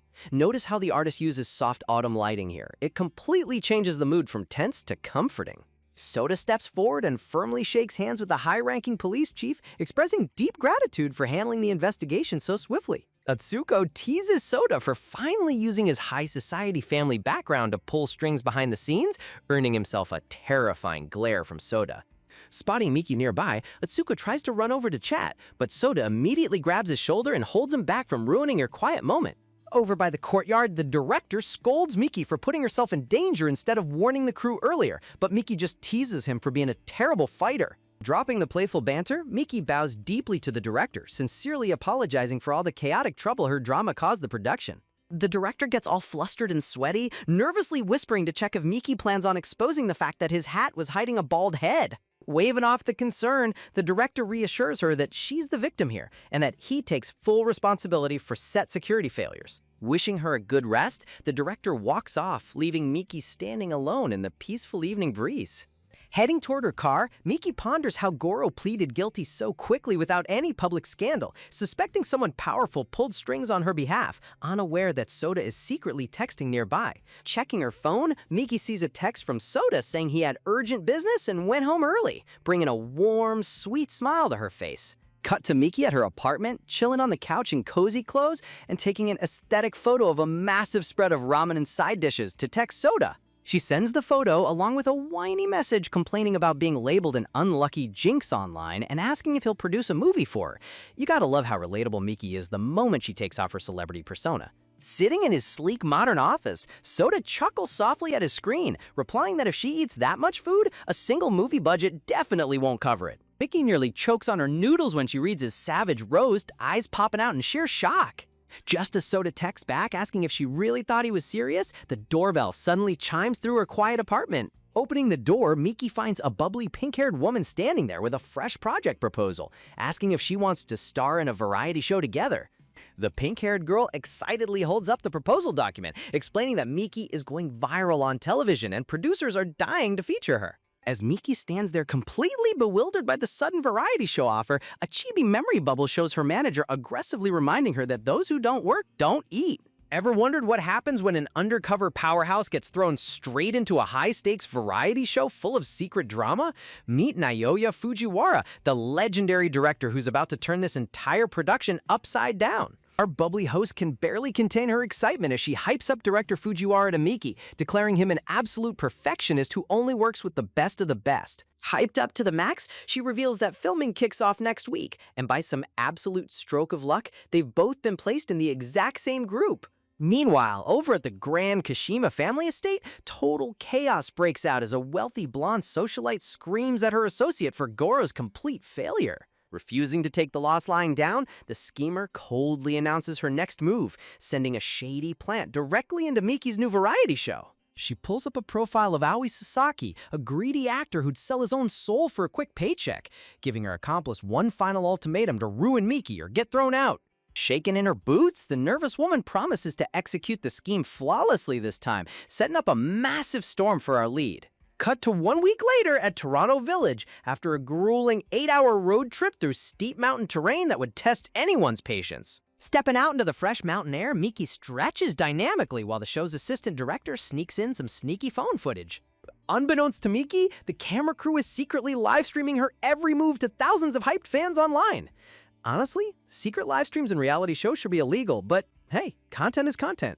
Out of nowhere, the bubbly pink-haired girl charges in like a human missile, tackling Miki into a grand reunion embrace right in front of the live audience. Miki casually tells her spoiled little friend to get off, while the live chat goes absolutely wild over their adorable sibling-like dynamic. As they settle down, the crew abruptly confiscates their smartphones and drops the bombshell that no cars are allowed past this point, meaning it's time to hike. In a hilarious chibi panic, the pink-haired girl realizes her high-heeled boots are about to turn this mountain walk into absolute torture. Seeing her friend in distress, Miki, without a second thought, pops open her heavy vintage suitcase right on the dirt road. Talk about a true reliable queen. Pulling out a pair of super comfy backup slides, Miki proves once again that she stays prepared for literally any ridiculous situation thrown her way. She hands over the comfortable footwear to her grateful companion, instantly saving her from a day of brutal foot pain. Tying her jacket around her waist like an absolute action hero, Miki transformative casual hike into a full-on fashion runway moment on the secret stream. Look at that lighting transition. The artist really wanted us to know Miki owns this set. With terrifying ease, Miki hoists a massive heavy suitcase onto her shoulder like it weighs nothing, leaving the chat absolutely stunned by her flex. Poor assistant director is huffing and puffing just trying to keep up with her pace, getting completely roasted by live commenters for his heavy breathing. As the golden sunset paints the sky, the group finally arrives at the village square where the rest of the star-studded cast awaits. Scanning the crowd, the pink-haired girl recognizes famous actors Chika Tsumori, top director Naoya Fujiwara, and handsome newcomer Aoi Sasaki. Miki's gaze freezes the instant she locks eyes on Aoi Sasaki, her expression darkening as buried hostility rushes back. Director Fujiwara steps up with surprising warmth, openly praising Miki for her stellar performance in her recent film despite the surrounding scandals. Flattered by the legendary director's high praise, Chibi Miki bows modestly, pleasantly surprised by his humble and respectful vibe. Standing nearby, Chika burns with intense jealousy, seething over why an infamous rookie like Miki is getting red carpet treatment from Naoya. Flashback to several years ago on a dramatic film set where a young Chika gets publicly chewed out by a director for her terrible acting. Dejected and fighting back tears behind the set, Chika was approached by none other than Naoya Fujiwara wearing traditional attire. In a rare moment of gentleness, Naoya offered her brilliant acting advice on mastering silent grief, completely changing her perspective on performance. That single act of guidance made Naoya her ultimate idol and first love, cementing her obsession with gaining his approval. Back in the present, Chika flashes Naoya a gorgeous smile, reminiscing about how gentle and kind he's always been toward her. Intentionally hobbling up the stone stairs in painful heels, Chika tries to play the delicate damsel in distress so Naoya will notice her suffering. Naoya catches on immediately, pointing out her painful blisters and deadpan asking why on earth she didn't just change her shoes. Man, talk about a totally unromantic reality check. Handing her a simple bandage, Naoya bluntly tells her to dress properly for a mountain trip, totally crushing her romantic fairy tale setup. Meanwhile, the sneaky snake Aoi Sasaki strolls up to Miki with a fake friendly wave, trying to put on a sweet show for the live cameras. But Miki remembers the harsh truth. The real Miki previously considered him a close friend and lent him tens of millions of yen before he utterly betrayed her. When the original Miki begged him for help during her darkest hour, Aoi coldly laughed in her face, claiming they were never even real friends to begin with. Present-day Miki gives him a look cold enough to freeze hell over as Aoi hypocritically pretends he was deeply worried about a recent accident. Aoi chuckles like a smooth operator, unaware that the live chat is already calling out the super tense, unnatural vibe between them.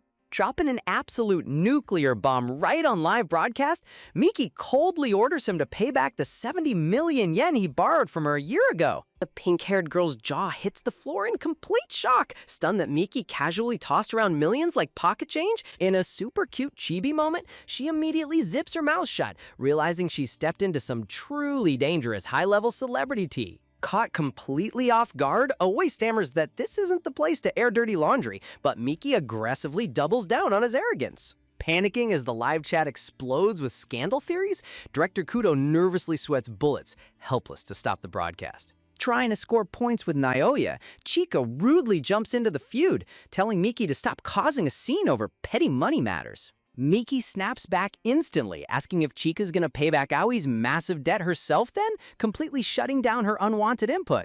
To defuse the exploding drama, Director Kudo quickly steps in with a box of colored lottery sticks to randomly split the cast into teams. Draws are made, Chika ends up stuck with Snake Aoi, while the lucky pink-haired girl lands on a team with her dream director Naoya.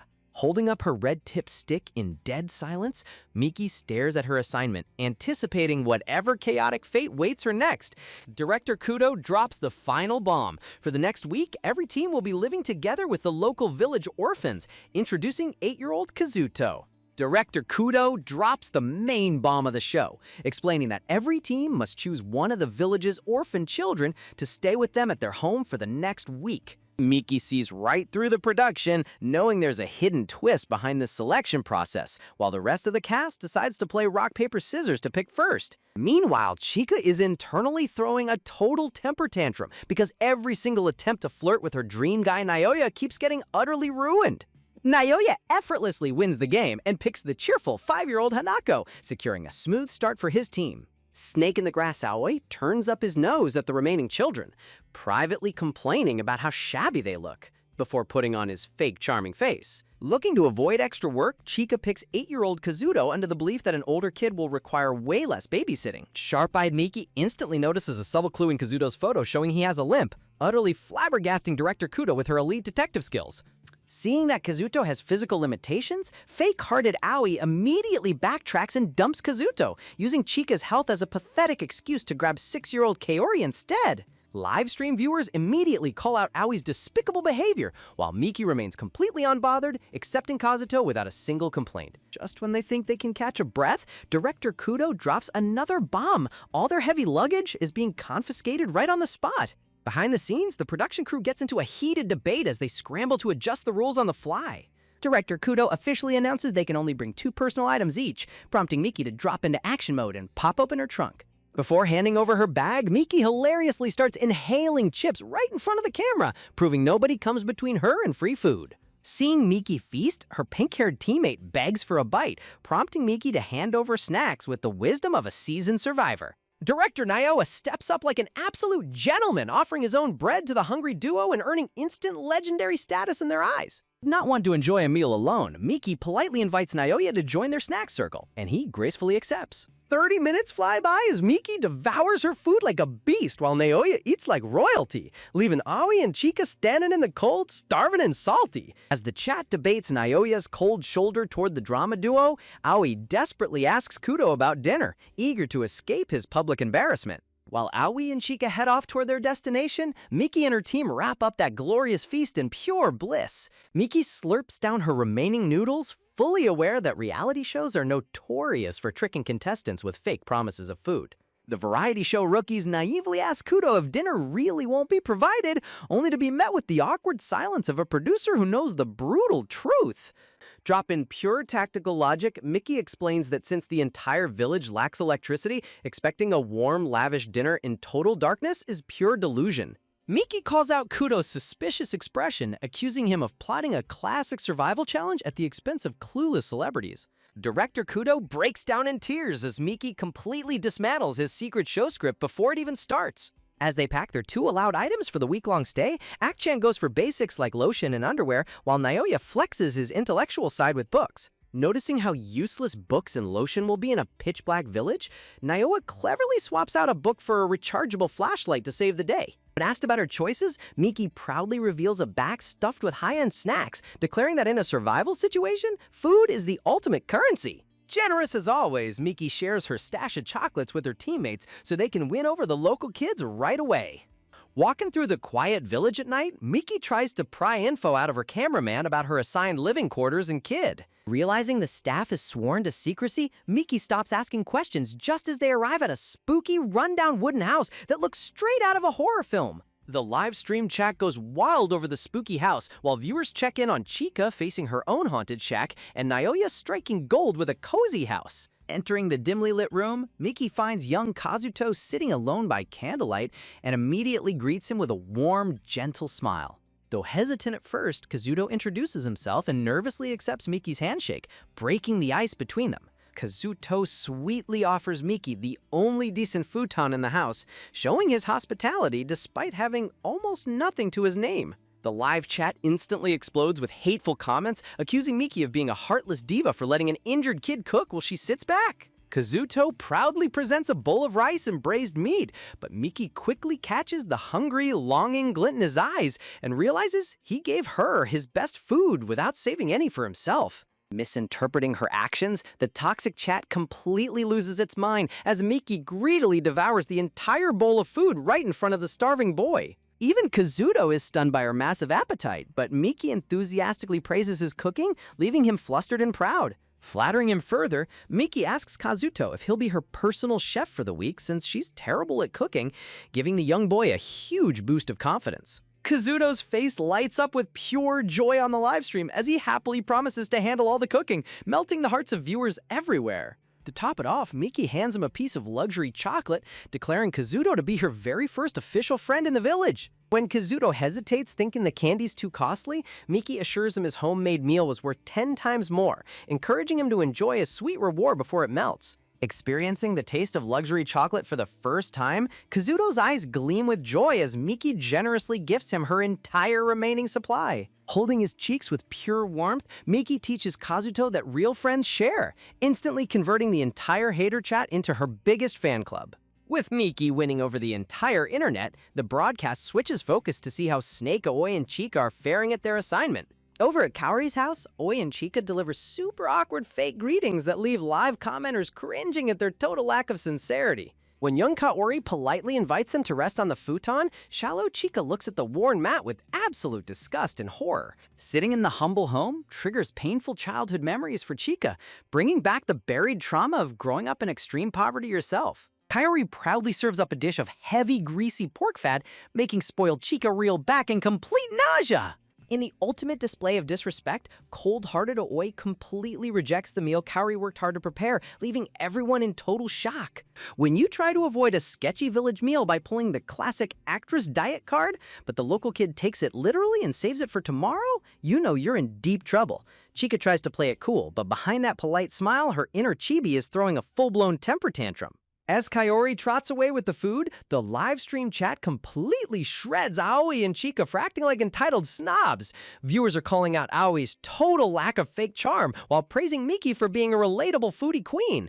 Honestly, you gotta love how fast internet commenters turn on reality show villains. Meanwhile, over at little Hanako's house, the vibe couldn't be more different. Director Fujiwara and pink-haired Achan are enjoying a wholesome home-cooked meal, and Fujiwara even offers to braid Hanako's hair as a thank you gift.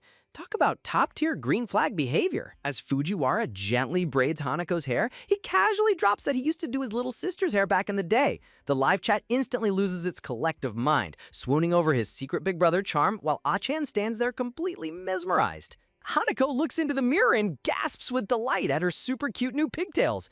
I mean, check out the wholesome lighting and cute art shift here. It's like we suddenly hopped into a cozy slice-of-life anime. Hanako happily calls Fujiwara brother, prompting the swoon-worthy director to offer Achan a hair makeover next. The stream chat is already shipping them as a picture-perfect family, completely contrasting their cozy warmth with Chica's dumpster fire team dynamics. Speak of the devil! Outside in the freezing dark, Chica is stalking Fujiwara's happy group from behind a stone wall. Clutching her sketchbook under the moonlight, she drowns in a puddle of self-pity, wondering if she'll ever get close to her dream guy. Sitting on the cold stone steps, Chica starts furiously sketching Fujiwara's face in her book. Man, the angst is off the charts here. She's genuinely convinced that if her shoes hadn't broken earlier, Fujiwara wouldn't have given her the time of day. Talk about major insecurity issues. Staring down at the tiny bandage on on her finger, Chika reflies the memory of Fujiwara helping her out. She admits to herself that she thinks about him every single night, proving that this girl is down dangerously bad. Deep in her feelings, Chika sighs into the night air, wishing for just one chance to break through his aloof exterior. Seriously, girl? Maybe stop lurking in the bushes like a nighttime phantom and just talk to him normally? Thud, shift the clock to midnight. A mysterious, handsome guy in a sharp suit walks through the quiet village, stopping right outside Miki's rundown house. Inside the dark room, Miki's sharp green eyes snap open as she detects footsteps. Utilizing the elite battle instincts honed from her previous life, Miki silently rises from her futon while little Kazuto stays sound asleep. Creeping toward the door with absolute stealth, she prepares to confront the late-night intruder. Opening the door, Miki is stunned to see top star Soda Hikawa leaning casually against the frame. With a sly smirk, Soda drops the bomb that he's actually her surprise assigned partner for the upcoming week. Mind blown! Before he can say another word, Miki violently shushes him, pointing back toward the floor where Kazuto is slumbering. You've got to respect Miki's priorities. Mess with her sleep schedule? Fine, but don't wake up the kid who cooks her dinner. Grabbing Soda by the hand, Miki drags him out into the moonlit garden so they can whisper in private. Under the glowing night sky, she demands to know when he found out about their secret pairing. Soda smirks arrogantly as a terrified staff member comes sprinting down the path holding a mystery prize box. Turns out Soda wasn't late by accident. He was pulling strings behind the scenes the entire time. Gulp? With one terrifying death glare, Soda forces the producer to confess that he rigged the lottery draw specifically to pair Soda with Miki. Miki looks completely oblivious while the producer sweats bullets trying to cover his tracks. Wanting to wrap up the drama, Soda asks where he's sleeping, and Miki points him toward a simple straw mat bed next door. Soda doesn't even blink at the sketchy accommodations, as long as Miki is sleeping right through the wall. Wishing each other goodnight, Soda lies down under the stars with his hands behind his head, sporting the smug grin of a man who played the system and won. Meanwhile, Miki drifts off into peaceful sleep, blissfully unbothered. Rustle! Morning breaks over the village and Miki steps outside to find Soda decked out in stylish sportswear, asking if she wants to join his morning jog. Chibi Miki instantly waves her hand in total disgust. Exercise before breakfast? Absolutely not! Soda mentions heading out to find breakfast, which instantly triggers Miki's inner greedy goblin. When she announces she's going to hit up the production crew for food, Soda grabs her wrist, refusing to let her run off solo. Leaning in close with adorable cat ear vibes, Soda teases Miki with a secret food location, offering to spill the details only if she agrees to let him tag along. I swear, these two dynamic gremlins share the exact same single brain cell. Clap! The chaotic duo high five, uniting their dark energy to pull off the ultimate morning snack heist. Look at those ghostly aura effects in the background. The village food supplies don't stand a chance. Arriving at the sleek, modern Karuman Club, Miki gasps in awe at the hidden luxury facility nestled right in the middle of nowhere. Who knew this rundown village was hiding a high-end country club? Inside the pantry, Miki and Soda go full goblin mode, packing massive sacks full of luxury snacks and milk. Club member Iji tries to tackle Soda from behind, screaming about how they're going to starve the entire club, but Soda couldn't care less.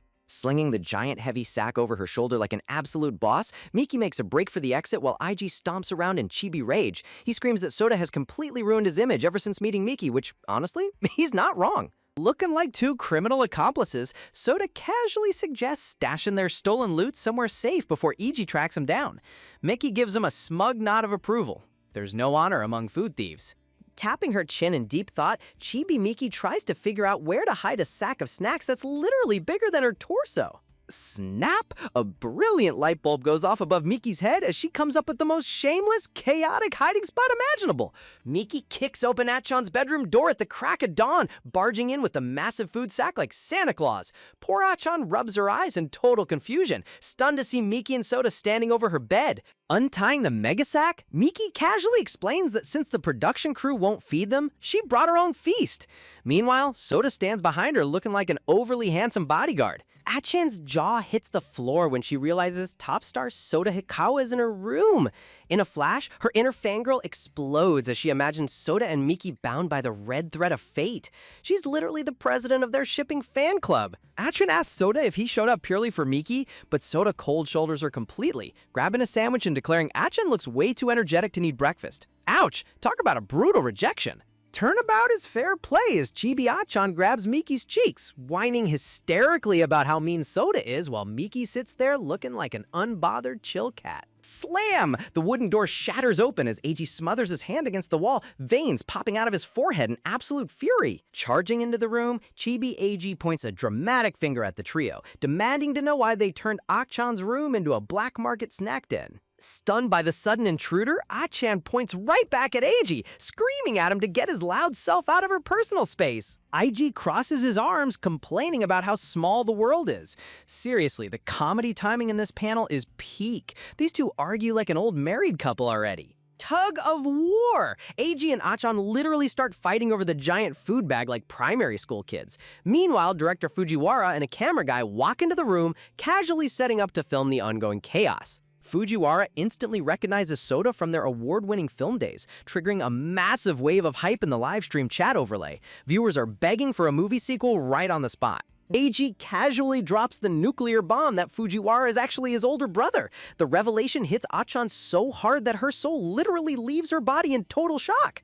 Scoop? While chat explodes over the secret brother reveal, IG leans close to Achan with a malicious smirk, telling her to abandon her crush because she's totally not Fujiwara's type. Man, this guy is top-tier instigator. Refusing to back down, Achan puffs her chest out and shouts that her love for Fujiwara is pure respect, a concept that a dirty-minded troll like AG could never understand. Metaphorical boxing gloves on, IG and Atkin get right into each other's faces, trading childish insults while little boxing chicks fly around their heads. The artist really went all out with the comedy visuals here. Fujiwara adjusts his glasses with a knowing smirk, watching the ridiculous banter play out between his younger brother and Achan. You can tell he's already planning how to manipulate this situation for entertainment value. Wanting to escape Iji's annoying presence, Achan grabs Miki's hand to eat outside, leaving Soda standing in the background looking heartbroken, because nobody invited him along. Fujiwara orders the cameraman to follow Miki's group outside before turning to Eiji with a sly smirk, asking point blank if he secretly has a crush on Achan. Eiji's face instantly turns beet red in shock. Exposing his little brother's darkest secrets, Fujiwara reveals that back in 3rd grade, Eiji used to pull the pigtails of the girl he liked until she cried. The classic tsundere childhood trope strikes again. No! Eiji screams in sheer panic as his big brother nonchalantly broadcasts his childhood crush history to millions of live viewers. Talk about ultimate sibling betrayal. Out in the sunny courtyard, Miki happily munches through her mountain of stolen snacks while Soda rests his chin on his hand, staring at her with pure, undivided affection. The live chat is swooning over Soda's loving gaze, and honestly, who can blame them? Hooking us right into the drama, Miki notices Soda standing there looking like a lost puppy and offers him a snack, but Soda tries to act all cool and unbothered, claiming he's totally not hungry. Of course, the second Miki turns around, Soda secretly celebrates that she finally remembered he exists. He takes a snack while Miki warns him to stock up before the producers hit him with another insane penalty. Crunch! Soda starts aggressively chewing on the dry snack, but Miki can tell by his blank stare that he can barely taste a single bite. Choking down the dry food, Soda finally breaks down and begs for water. Miki instantly grabs a massive kettle and pours him a fresh cup. Talk about top-tier hospitality. Splat! Miki hands him the steaming hot mug, prompting Soda to ask if she's secretly trying to burn his tongue off. Meanwhile, the live chat is having a field day roasting him for being such a needy diva. Meanwhile, across the table, Achan is dramatically crying over her food, venting about how Eiji is ruining her life. Honestly, is there a single second where these two aren't at each other's throats? Eiji smugly leans in, pointing out that her scary faces are gonna ruin her sweet idol image on live television. Achan flips out, shouting at the assistant director to cut the feed immediately. Miki calmly pats her head and drops the reality check. It's way too late for that because the broadcast is literally live right now.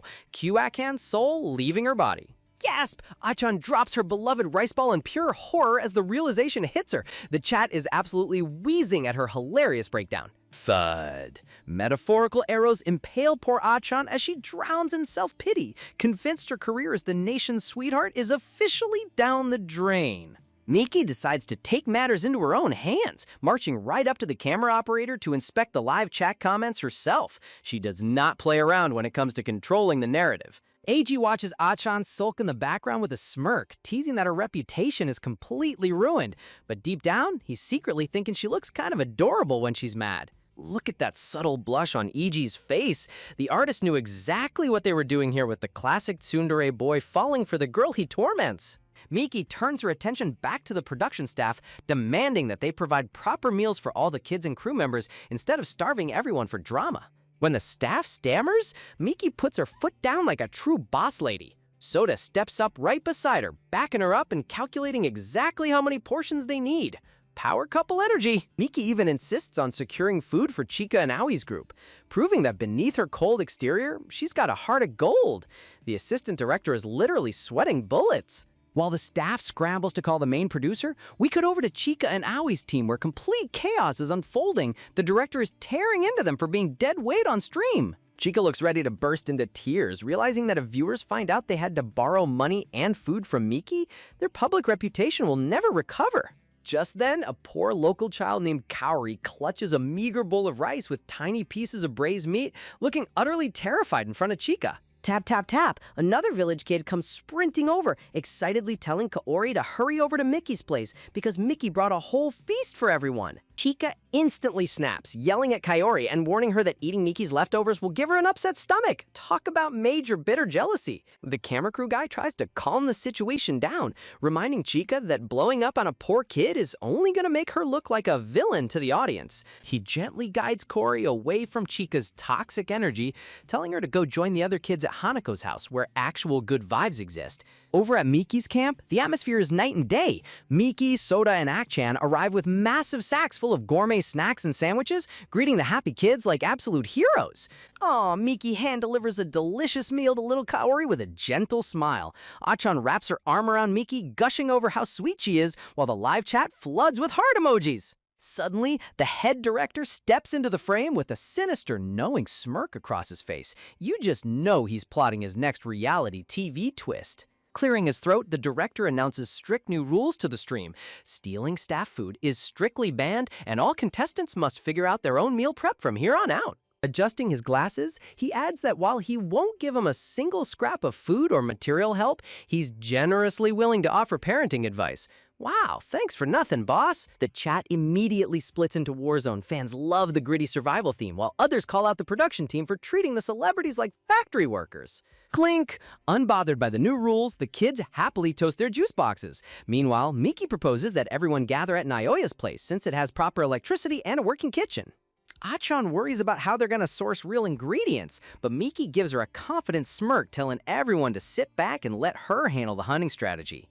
Meanwhile, the director ushers the camera crew out of Chika and Aoi's room so they can hold a private damage control meeting off-air. Aoi looks over at Chika, waiting to see how she wants to play her next move now that their team is dead last in popularity. Chika strikes a desperate bargain with the director, agreeing to cooperate only if he promises to cut the camera feed whenever she asks. Talk about wanting total control over her edits. Once the director leaves, Chika crosses her arms and sulks, convinced Miki is deliberately orchestrating everything to make her look invisible to the viewers. Step, step. Interrupted by footsteps, the entire cast gathers back together. Miki steps up as the undisputed group leader, announcing that it's time to divide up daily chores for survival. Miki assigns Nayo and Natsuko to stay behind and tutor the children, while she and Soda take on the heavy lifting of heading up into the mountains to hunt for food. Aoi and Chika look completely offended by Miki taking charge, muttering under their breath about her acting like a big-shot movie director. Seriously, can they be any more ungrateful? Ignoring their salty attitudes, Miki bids them a cheerful farewell and turns to leave. She's got way bigger fish to fry than dealing with reality TV divas. As Miki and Soda march toward the mountain trail, Miki glances over and casually asks Soda what kind of gear he packed in his mysterious duffel bag. Sweat drop. Soda's face darkens as he remembers how their last few private streams got shut down by moderators for being inappropriate. The chat is already cackling at his trauma. Soda panics in chibi form, taking full responsibility for any broadcast slip-ups before Miki can even accuse him. The guy is completely whipped. Miki just scratches her head in total confusion at his dramatic breakdown. Meanwhile, viewers are spamming the chat, loving how the cold top star loses his mind around her. Zip! Soda carefully unzips his heavy gear bag to reveal what he brought along for their mountain expedition. Swing!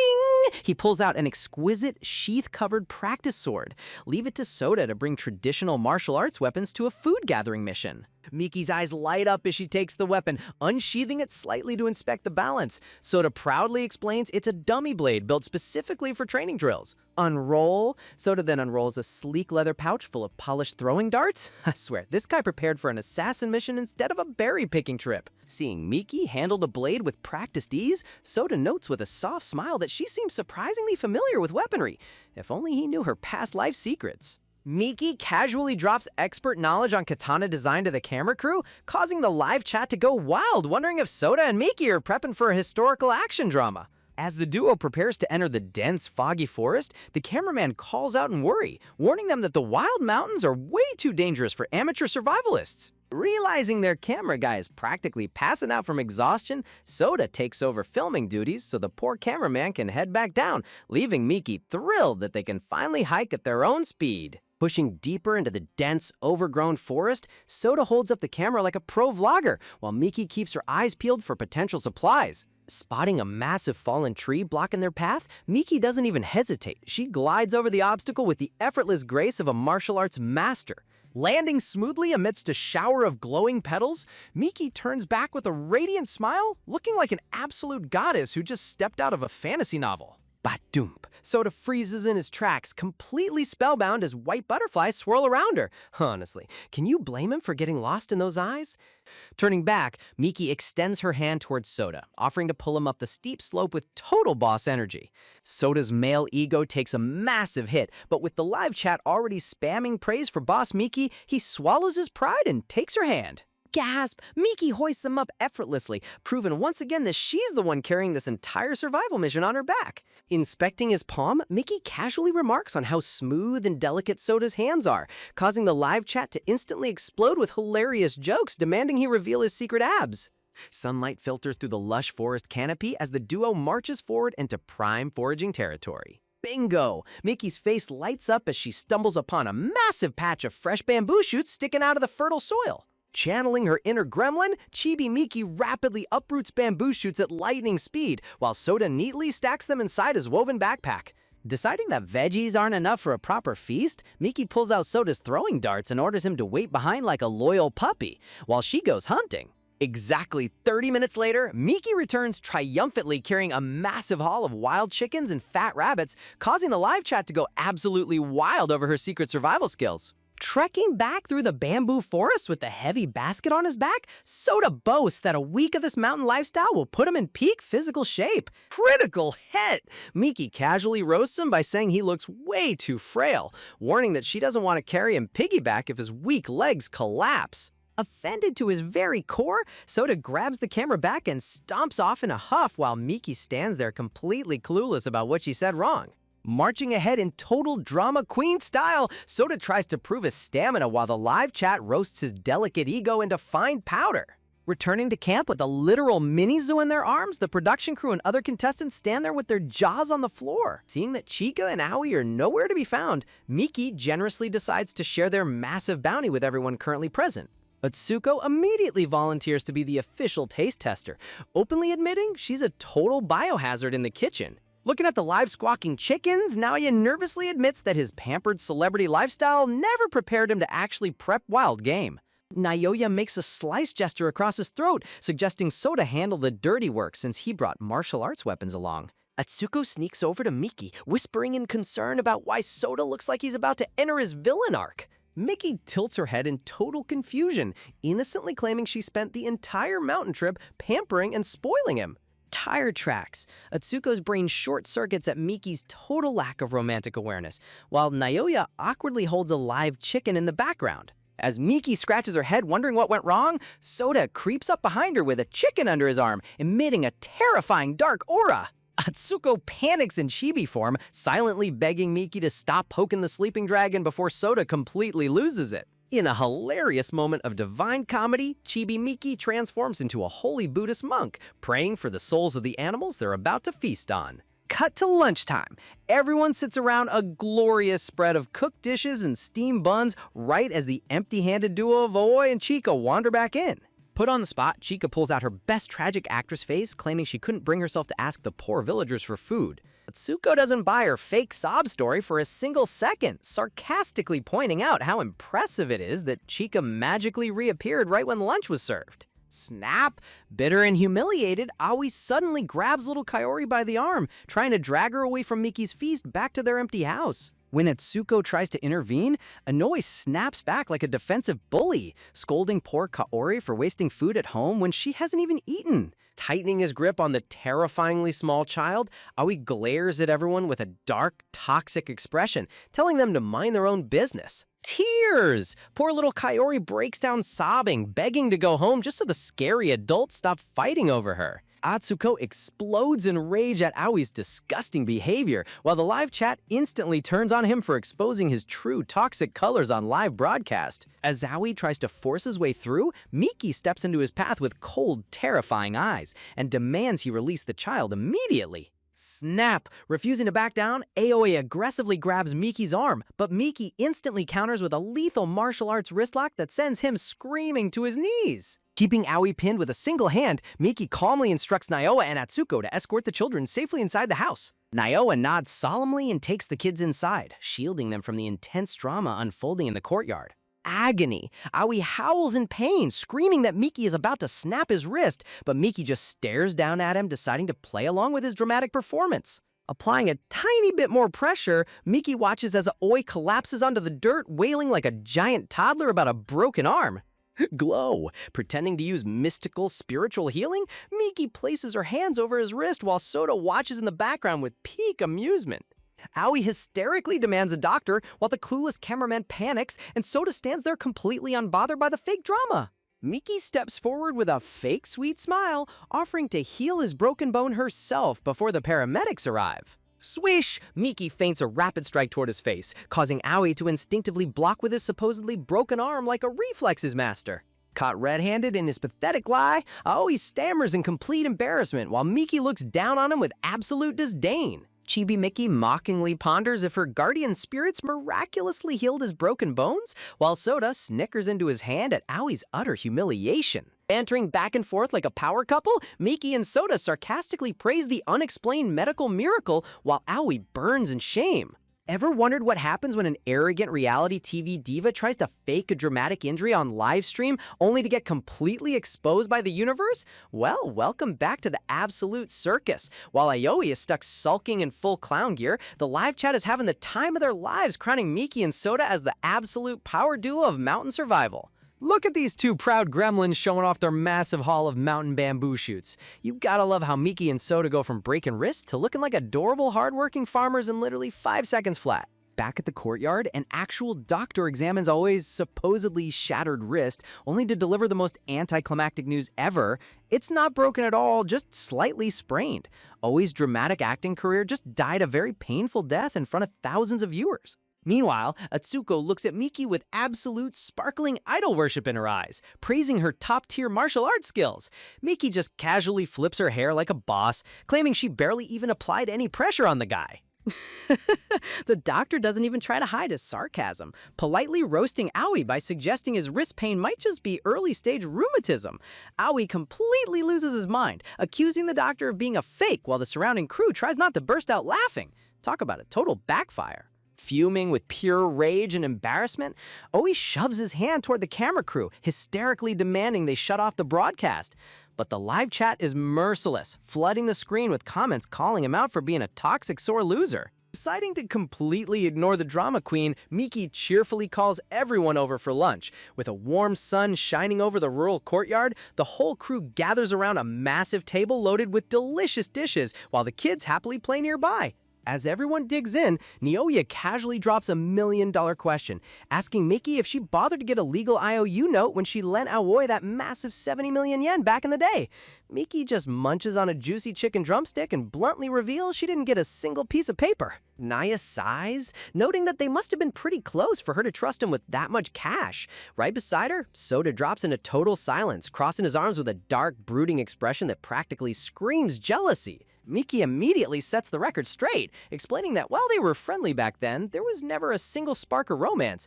Nyoa and Itsuko nod in total agreement, admitting that a defensive little bully like Aoi was never Miki's type anyway. Atsuko gushes about how gorgeous Miki is, claiming her standards are way too high for a guy with such a small frame. But while Chibi Miki tilts his head in total confusion, wondering if girls are actually falling for her, Soda is hovering behind Atsuko, emitting a pitch-black demonic aura that terrifies the poor girl to her core. Atsuko frantically pulls up her phone to show off social media fans obsessing over Miki, while Soda just scoffs and turns his head away in a huff. Seeing the tension, Naoya smoothly changes the subject, asking Miki what her actual dream type is. As Naoya directs his full attention to Miki, Chika sits across the table, clutching her dress tightly, her eyes filled with bitter jealousy as she watches Naoya look at Miki so affectionately. While Chika simmers in internal anguish over Naoya's obvious crush, Miki takes another bite of her food and casually declares that physical build or frame doesn't bother her at all. Soda glances over, his brows furrowing as he hangs on to her every word. Continuing her thought, Miki brightly admits that her ideal partner would be someone who is an amazing cook. The moment those words leave her mouth, the live chat completely erupts, with male viewers hilariously promising to go get professional chef licenses just to win her heart. Munching happily on a perfectly seasoned, glistening drumstick, Miki turns to the side and praises the incredible flavor, eagerly asking who prepared this amazing meal. Soda turns to her with a soft, smirking smile, proudly taking total credit for the cooking.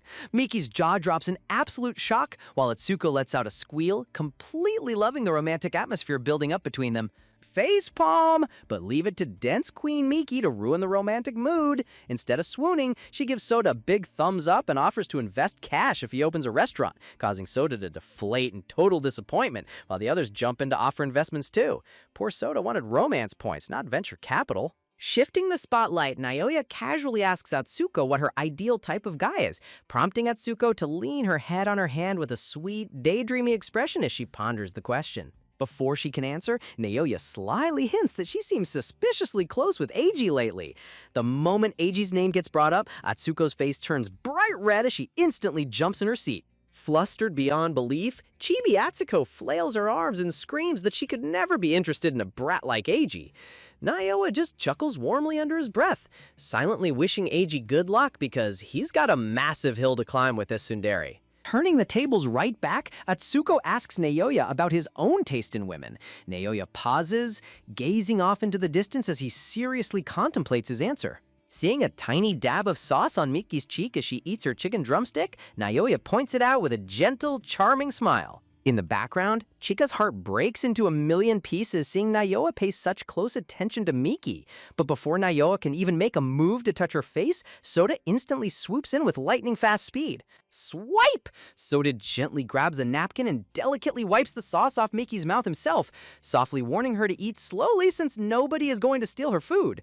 Miki blushes slightly under his intense protective gaze as she stammers out a quiet thanks. Yeah! Atsuko practically explodes with fangirl excitement at the sheer romance of the moment.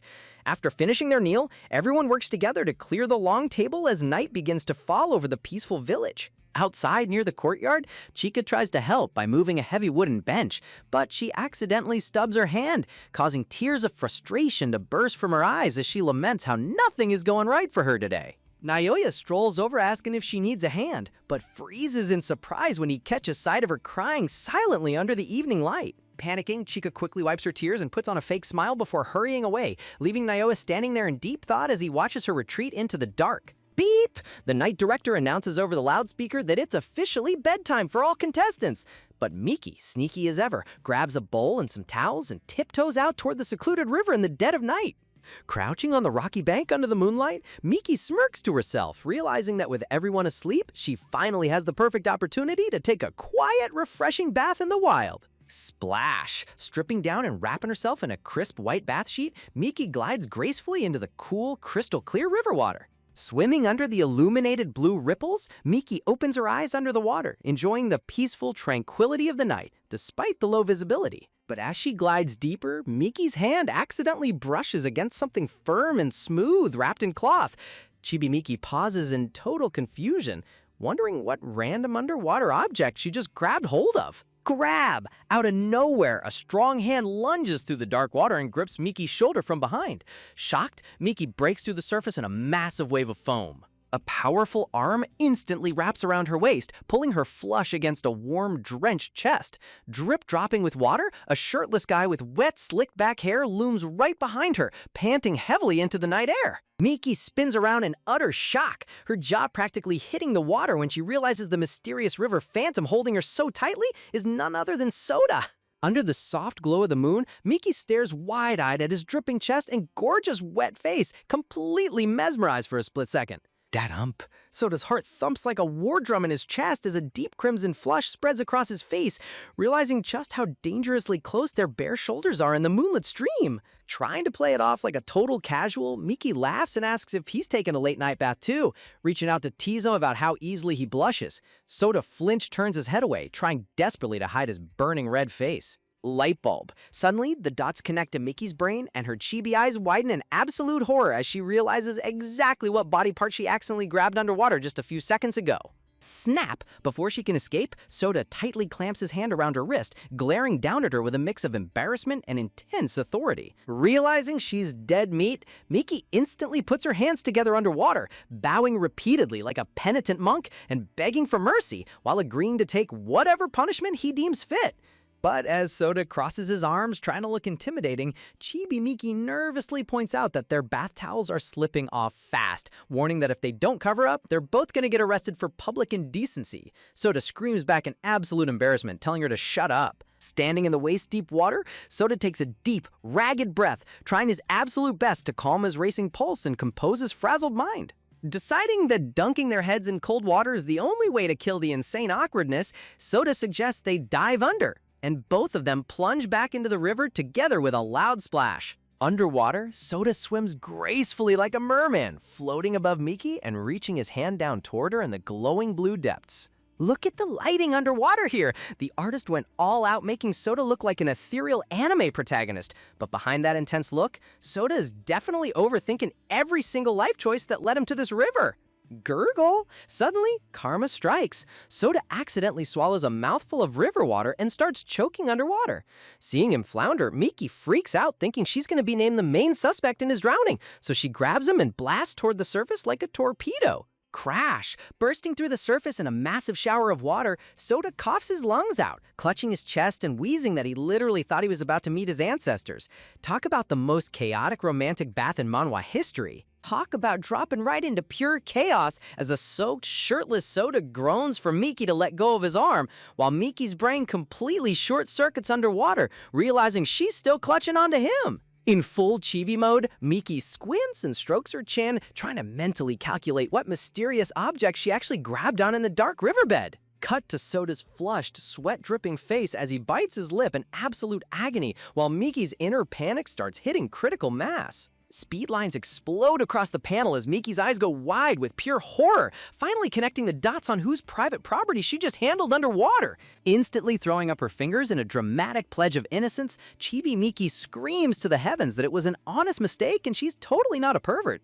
Standing waist-deep in the river, wrapped in drenched towels, Miki frantically stammers out apologies while Soda glares at her like a stern warden. Honestly, the contrast between her sheer panic and his stoic chest is absolute comedy gold. Soda suddenly yanks Miki against his chest as muffled voices echo from the riverbank, hushing her while pointing out local kids wandering around in the dark. Putting a single glistening finger over his lips with the dramatic anime sparkle, Soda gives her the ultimate suave whisper to keep her quiet. Soda leans down with an intimidating glare, sternly warning Miki that her excuses can wait until they aren't about to get busted by village kids. Pressing her palms together like a devout monk, Chibi Miki desperately prays to extinguish all her worldly desires before she ends up behind bars for public indecency. Over on the shore, two adorable village kids wade through the shallow water, wondering if they just heard suspicious whispering cutting through the night breeze. The kids happily chat about catching fresh fish and crabs to share with the hungry village sisters, completely unaware of the romantic drama unfolding feet away. Using her super hearing powers, Miki listens in with a fond, affectionate smile, touched by how sweet and caring these local children are. Catching her smiling to herself, Soda grumps at her, forcing Miki to snap back to reality and raise two fingers to swear she's deeply ashamed of her river transgressions. Soda sighs in deadpan exhaustion, questioning if she even comprehends what she's apologizing for, while Miki claims she defiled a sacred bathing spot. You've gotta love how Soda's brain cells actively melt trying to follow her logic. Soda smirks slyly, challenging Mickey that a simple sorry isn't gonna cut it, and demanding to know if she's gonna issue a full public apology instead. Panicking at the thought of a public scandal, Mickey frantically offers to handwrite a formal apology letter on paper, leaving Soda utterly speechless at her absurd taking of his sarcasm. Suddenly, another kid's voice shouts across the bank searching for Kaori and Hanako, sending Miki into a fresh wave of cold sweat as she realizes more kids are awake. A local boy named Kazuto trots over to the two kids in the stream, asking if they've had any luck netting fish in the dark. As Kazuto scans the riverbank, his eyes lock onto a neat pile of clothes resting by a bucket, recognizing them instantly as Miss Miki's outfit. But then Kazuto spots a second pile of folded menswear and dress shoes right next to it, making his jaw drop in shock as he assumes a pervert is creeping nearby. Panicking for Miki's honor, Kazuto uses a long stick to snatch the clothes to hide them before faking a sudden severe stomachache so his friends will carry him away. Talk about an absolute wingman move without even knowing it. As the kids haul Kazuto away complaining about him eating too much dinner, Sota and Miki pop their heads out of the water, sighing in relief that the coast is finally clear. In adorable chibi form, Miki gently pokes Sota's chest and reminds him that he can finally let go of her waist now that the kids left. Miki urges Sota to hurry up and get out of the river so they can grab their stuff, wrapped tightly in her white towel while Sota grumbles in agreement. Sota turns his back to her, clutching his chest and panting lightly as he mentally admits to himself that being this close to Miki almost makes him lose all control. Look at the dramatic moonlit shading here. The artist went all out. Miki crawls out toward the bushes to grab her clothes, only to freeze in utter bewilderment when she finds nothing but an empty plastic basin on the grass. Sitting on the riverbank while Sota stays in the water, Chibi Miki stares blankly into space as the ominous silence settles in, realizing their clothes have completely vanished. Panic sets in as Miki clutches her head, wondering how she's supposed to walk back naked, while Sota just strokes his chin with a playful smirk. Sota looms over her with a cheeky grin, declaring he's hit the jackpot, while Miki glares up at him, telling him this is 0% funny. Pointing over to his remaining pile of dry garments, Sota smoothly suggests Miki just put on his dark hoodie for the time being. Being a true gentleman, Sota turns his back in the water while Miki steps out onto dry land, dropping her soaked towel to slip into his top. Miki pulls the oversized black hoodie over her head, her white hair tumbling out as the dark fabric completely swallows her frame. Striking a gorgeous pose under the moonlight, Miki lifts her long silver locks out from under the collar with effortless grace. Chibi Miki buries her face in the oversized collar, happily noting that Sota's jacket smells ridiculously nice, before calling out that she's fully dressed. Sota turns around and instantly freezes, his heart pounding out of his chest as he gazes at Miki looking insanely cute, swallowed up in his oversized hoodie. Chibi Miki waves her hand nonchalantly, telling Sota to hurry up and put on his pants, while Sota stands tall in the water displaying his ridiculously sculpted 8-pack abs. Sota steps onto the shore and fastens the belt on his black dress trousers, looking like a straight-up male model off a runway. Turning back around after Sota confirms he's decent, Miki takes one look at him and blinks in pure confusion. Cut to a hilarious chibi side-by-side comparison. Sota is completely shirtless in pants, while Miki is wearing a giant hoodie with no trousers underneath. The two of them look at each other's ridiculous half-and-half outfits and burst into uncontrollable laughter together under the starry sky.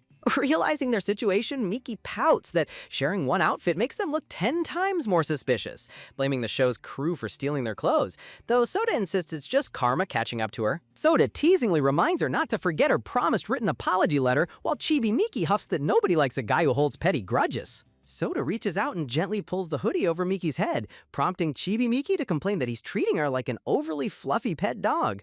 But as Sota looks down, his eyes accidentally land on Miki's open collar and cleavage, causing a massive crimson blush to explode across his face. Panicking to protect his innocence, Sota aggressively grabs the hoodie drawstrings and yanks them with all his strength. Sota ties the drawstrings into a tight knot, sealing Miki's face completely inside the fabric pouch like a bundled sack of potatoes. Completely blinded and muffled inside the hoodie, Chibi Miki deadpans into the darkness, wondering if Sota is trying to execute a secret assassination attempt. Honestly, his emergency defense mechanism is top-tier hilarity. Adjusting her hood so she can breathe, Miki points out that while she might have committed accidental harassment, outright murder is a way worse felony. Sota quickly cuts her off, deciding they need to go hunt down real clothes before someone spots them. Sota gently pats her hooded head and warns her that the night air is cold and she'll catch sick, gently urging her to dry her wet hair as they head back home together onto the moonlight.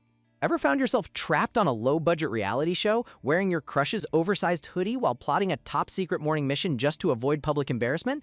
Well, welcome to Miki's chaotic life. Standing alone in the quiet morning light, Miki blinks in utter confusion, wondering where on earth Soda vanished to in the middle of the night. Just as she glances over at Kazuto sleeping peacefully on his mat, a sharp noise echoes near the doorway. Someone is coming. Peeking around the wooden doorframe, her eyes pop as a shirtless, moonlit Soda glides back into the yard, carrying a bundle wrapped in vibrant floral fabric like a nocturnal fashion icon. Miki's jaw drops as realization hits.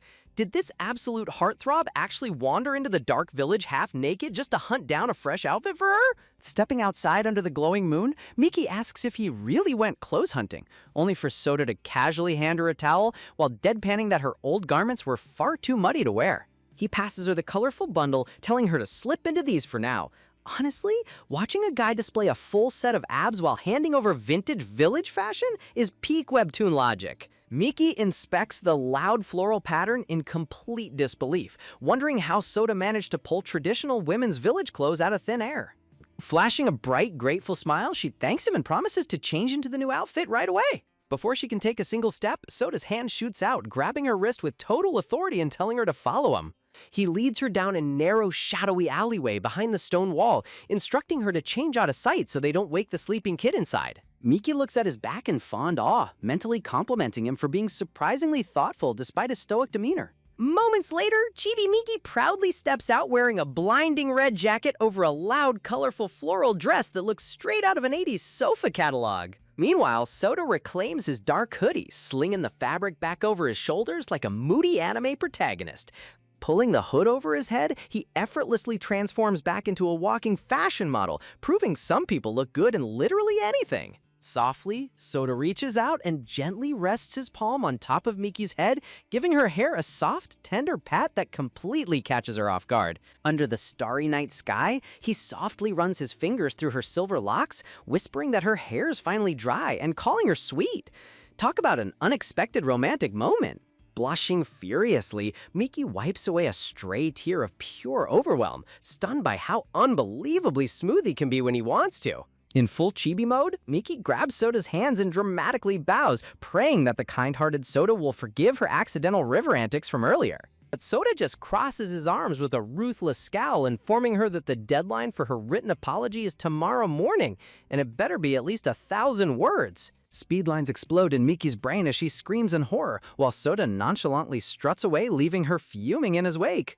Left alone in the shadows, Chibi Miki furiously slaps her own hands, cursing her treacherous fingers for grabbing Soda underwater and ruining her dignity. Cue the next morning, Miki strides into the dining area looking like a Persian rug mascot, causing the entire cast to choke on their breakfast in pure shock. The cast bursts into uncontrollable laughter, asking if she stole that atrocious outfit directly off a village grandmother's living room floor. Miki tries to play it cool, claiming she borrowed it, while a hilarious mental flashback reveals shirtless Soda knocking on an old grandma's door at midnight, desperately begging for women's clothes. The pink-haired girl leans in with starry eyes, asking to borrow funny clothes too, but Miki lies through her teeth, claiming Miss Fumikawa to the west said this was her only spare set. Right on cue, a sharp little village girl chimes in, pointing out that those distinct floral clothes actually belong to Grandma Suzuki, who lives to the east. Miki sweats bullets as her cover story crumbles. Trying to divert attention, the pink-haired girl suddenly notices a fresh scratch on Soda's hand and asks what happened to him. Flashback panels reveal Soda crawling through sharp, prickly bushes in the dark just to search for Miki's lost belongings, getting sliced up by leaves in the process. Back in reality, Soda keeps an absolute poker face, lying that he cut himself while cooking yesterday, though the pink-haired girl immediately calls out that he didn't have that cut yesterday. The sharp-eyed village kid chimes in, asking if he got sliced by tall grass, causing Soda's cool exterior to completely shatter into nervous sweat drops. Soda face palms in pure embarrassment over his failing cover story, while Miki glares at him with the ultimate side-eye expression. Panicking to shut everyone up, Soda quickly shoves a warm steam bun into the kid's mouth, while Miki feeds the pink-haired girl, shouting at everyone to eat before the food gets cold. As the group settles down to eat, the live stream chat overlay goes totally wild, hyperfixating on Soda's gorgeous hands and demanding to know where the rest of the cast disappeared to. Leaning close, the pink-haired girl whispers to Miki that Aoi still hasn't returned after yesterday's massive fight. Speak of the devil, Aoi slowly creeps into the doorway looking like a kicked puppy in a baggy flannel shirt, completely drained of his usual arrogance. Aoi meekly approaches the table and stammers out an apology to Miki, but Miki doesn't even look at him, coldly shutting him down by telling him to be quiet because she's trying to eat. The pink-haired girl frantically pokes Miki, warning her that millions of viewers are watching the live stream, but Miki just winks, declaring she takes 0 orders from her rivals. Cue the chat spamming, boss Miki is ruthless. Desperate for a lifeline, Aoi turns to Soda, begging him to say something to diffuse the awkward tension.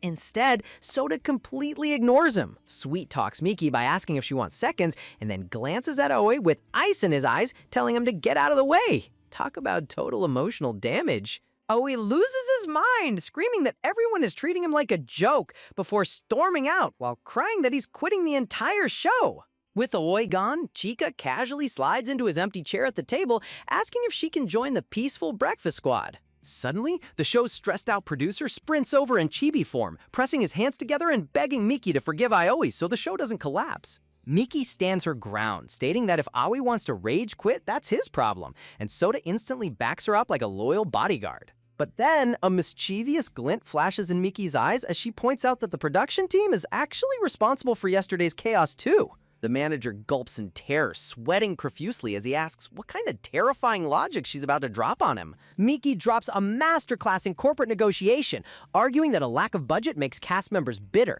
so to build peace, they desperately need a budget raise. The manager breaks down crying, handing over cash after getting completely played. Returning to the table like a victorious crime boss, Miki waves a stack of cash, claiming the manager gave them a budget boost out of pity, and offers to split 1,000 yen with everyone.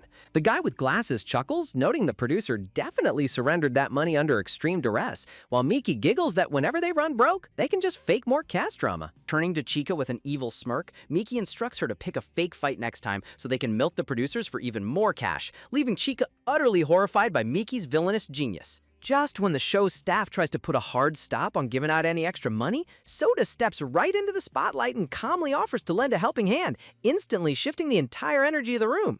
Miki's face lights up with gratitude as she thanks him on the spot, while the live stream chat and camera crew completely lose their minds, wondering if these two are low-key dating behind the scenes. Gathering the rest of the crew, the group starts planning their day, deciding that heading down the mountain to buy essential supplies for the local village kids is the absolute top priority. As the staff reveals that Aoi is sitting this one out due to being unwell, Miki and Soda lead the crew down the scenic path, looking like the ultimate power couple walking side by side. Seriously, if you blinked, you'd think they were filming a high-budget romance drama instead of a budget reality show. But the reality of hiking hits hard and fast, leaving the cast huffing and puffing, while the long-haired guy casually tells them they seriously need to work on their cardio. The pink-haired girl completely collapses onto the rocks, whining about how brutal the steep incline is, only to learn that village kids and 80-year-olds walk this exact path every single day without breaking a sweat. Reaching the mountain bus stop under the scorching sun, Miki drops a surprisingly deep life lesson about how tough daily reality is for people living in remote mountain areas. Moved by the local struggle, the long-haired guy gazes out over the valley and vows that once filming wraps up, he wants to personally help pave proper mountain roads and bring full electricity to the village. Talk about an unexpected hero moment. Reality comes crashing down at the bus ticket counter when the conductor demands 4,400 yen, leaving Miki and the pink-haired girl staring in utter horror at the tiny 600 yen left in their pockets. Refusing to admit defeat, Miki grabs a bright red flag and passionately rallies the crew to follow her lead, promising she has a master plan to generate instant cash.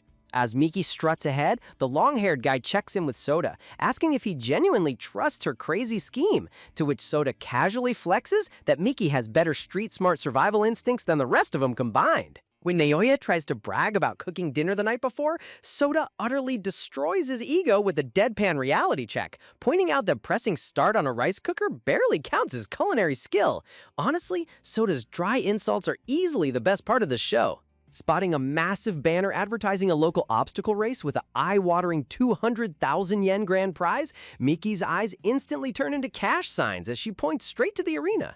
The pink-haired girl gets hyped over the 200,000 yen prize pool, but quickly realizes that clearing a family obstacle course requires a serious athletic powerhouse to form a full team. Turning straight to Soda, the pink-haired girl begs him to join their squad, knowing his insane physical abilities would guarantee them a total victory. But before Soda can even process the offer, Miki abruptly shuts it down, stone cold rejecting him from the roster without missing a beat. Wow, talk about a brutal rejection after all his loyalty. Deep down, the rest of the crew is completely drained, snickering in chibi form as they cough and struggle to keep their energy up in the heat. Turning around, Miki looks Soda dead in the eye and reveals the real reason she excluded him. She noticed he secretly caught a cold and refuses to let him push himself too hard. Hearing her secret reason, Soda's cold, stoic expression melts inside as his inner self explodes with pure happiness, knowing Miki was actually worried about his health all along. Miki internally remembers his shirtless midnight stroll after his cold river plunge, while the pink-haired girl stands amazed at Miki's absolute god-tier powers of observation. Look, when you pay that much attention to someone, you can't convince me there aren't feelings involved. To prove her observation skills are unmatched, Miki immediately calls out the pink-haired girl for skipping her morning face wash, sending her into a total chibi panic. Soda crosses his arms and tries to play it super smooth, stubbornly insisting that he's in perfect physical shape and completely fine to compete. Assessing the squad, Miki looks at their team lineup of kids, middle-aged crew, and injured legs, realizing that if they enter looking like famous idols without makeup, they'll draw way too much attention, so a total disguise is mandatory. Seconds later, Soda and Miki re-emerge wrapped in oversized dark sunglasses and face scarves like low-budget international spies, prompting the pink-haired girl to burst out laughing at their ridiculous outfits. Arriving at the track, they check the leaderboard showing a provisional first-place time of 5 minutes and 30 seconds. Soda coolly estimates they can finish in 3 minutes, but Miki scoffs that 3 minutes is way too slow. Soda ups the ante, flashing a peace sign as he declares they'll crush the course in under 2 minutes, while the live stream comments start buzzing over why top-tier idols are taking a local race so seriously. Suddenly, 2 local villagers march up to the disguised pair, squinting suspiciously as Miki tries to hide her face inside her collar. A friendly local guy strikes up a conversation, mentioning how much he loves watching the show and praising Miki for being strong, beautiful, and kind, completely unaware he's talking directly to her. The local assumes disguised Soda must be her boyfriend, asking if Miki is just acting like a jealous older sister, which causes Miki to choke in awkward horror under her mask. Miki frantically waves her hands, denying any romantic relationship, while the local slaps Soda on the shoulder, encouraging him to work harder and not let a great girl slip away. Before the chaos can escalate, the event announcer calls the next pair onto the stage, hyping up Soda and Miki as a beautiful couple, as Soda smugly throws up an OK sign. Step 1 of the registration, the host asks for their names. Miki instantly blurts out Chica, while Soda simultaneously claims his name is Naoya, leaving their spectating friends face-palming in the background over their terrible fake aliases. The host smiles cheerfully, reminding them that this specific race is strictly a family-only event, and asks if the two of them are actually related. Locking eyes for a split second behind their sunglasses, Soda and Miki give each other a silent double thumbs up, totally confident that they're on the exact same wavelength. But the moment they open their mouths, Soda proudly announces they are husband and wife, while Miki simultaneously yells they are sister and brother. The host's face completely freezes in sheer confusion. You honestly couldn't script a worse dynamic if you tried. Realizing the massive contradiction, Miki panics and tries to backtrack, quickly shouting that they are actually a married couple now, while their friends in the back bury their faces in shame. The host squints in total disbelief, asking if they were previously in a sibling relationship before getting married, sending Miki into a sweating breakdown as she desperately tries to explain. Taking control of the microphone, Soda drops a legendary improvs performance, dramatically explaining that his wife is just sulking because the betrothal money wasn't enough, so they're racing specifically to win the grand prize for her dowry. The livestream chat instantly explodes with laughter, wildly applauding Soda for committing so hard to the fake married couple role just to secure the prize money. Watching from the sidelines, the pink-haired girl whispers to the long-haired guy that Soda sounded way too passionate, almost like he silently meant every single word of that marriage claim. She then worries out loud that viewers watching the stream will genuinely believe Naoya's a broke husband with zero strength and Chica has horrible taste in clothes. The starter flag drops, Soda and Miki drop into athletic sprinter stances, their focused gazes locked onto the obstacle course ahead like elite Olympic athletes. Boom! Miki takes off like a lightning bolt, effortlessly gliding across the floating water mats with flawless balance while the host screams in pure shock. Right behind her, Soda leaps across towering wooden balance pillars in single bounds, moving so insanely fast that the spectating crowd can barely track his movement. Both of them swing across high-altitude monkey bars and zip lines with superhuman grace, clearing every single brutal hazard like absolute athletic monsters. Slam! They smash the finish button together, locking in an unbelievable final time of 15 seconds flat. The crowd goes dead silent before erupting into total chaos over the impossible record. Standing on the sidelines, the rest of the cast stares with wide eyes and open mouths, completely floored that Miki was actually faster than a professional male athlete. The live stream chat goes absolutely rampant with hilarious double entendres about Soda being surprisingly energetic and fast, leaving the long-haired guy cringed out by the internet's wild mind. The host sprints over with the microphone in hand, completely stunned by their superhuman performance and desperately begging to know the secret behind their terrifying speed. Posing side by side in their sunglasses, Miki casually attributes her speed to daily climbing and dancing, while Soda deadpans that carrying insanely heavy camera equipment every day is the ultimate training workout. Talk about securing the bag while looking like low-budget secret agents. The presenter officially confirms their insane record-breaking victory, handing over the cash prize while the livestream chat absolutely loses its mind over their hilarious disguises. With 200,000 yen officially in hand, the host shoves a microphone in their faces, expecting an inspiring champion speech, only to get hit with the most deadpan, unbothered silence imaginable. When the interviewer politely begs them to lower their face scarves and reveal who they really are, Miki instantly shuts him down, insisting her identity is far too top secret to risk over a local tournament. Gasp! Just when they think they've pulled off the ultimate heist, sharp-eyed spectators in the crowd start squinting, whispering among themselves that this mysterious athletic couple looks suspiciously like famous idols Miki and Hikawa. Realizing the heat is officially on, Soda and Miki exchange frantic, silent hand signals behind their dark aviators, desperately cooking up a chaotic exit strategy before a full-blown celebrity mob erupts. Without missing a single beat, Miki grabs the host's mic and executes the ultimate betrayal, screaming at the top of her lungs that the actual famous stars are standing right behind the crowd. Swarm. In a fraction of a second, an avalanche of ecstatic fans completely engulfs Atsuko, Naoya, and the pink-haired girl, begging for signatures while Miki's sacrificial distraction works like an absolute charm. Taking full advantage of the utter chaos, Miki tightly grabs Soda's hand while clutching the cash reward, urging him to make a break for it before the crowd realizes they were bamboozled. Bottom. As her fingers wrap around his, Soda's heart instantly goes into high-voltage overdrive, because no matter how stoic you try to act, having your crush grab your hand during a getaway is enough to make anyone lose their cool. Driven by her single-minded mission to buy essential supplies for the mountain kids, Miki leads him hand in hand into the glowing light, accidentally turning a hectic escape into a straight-up romantic drama scene.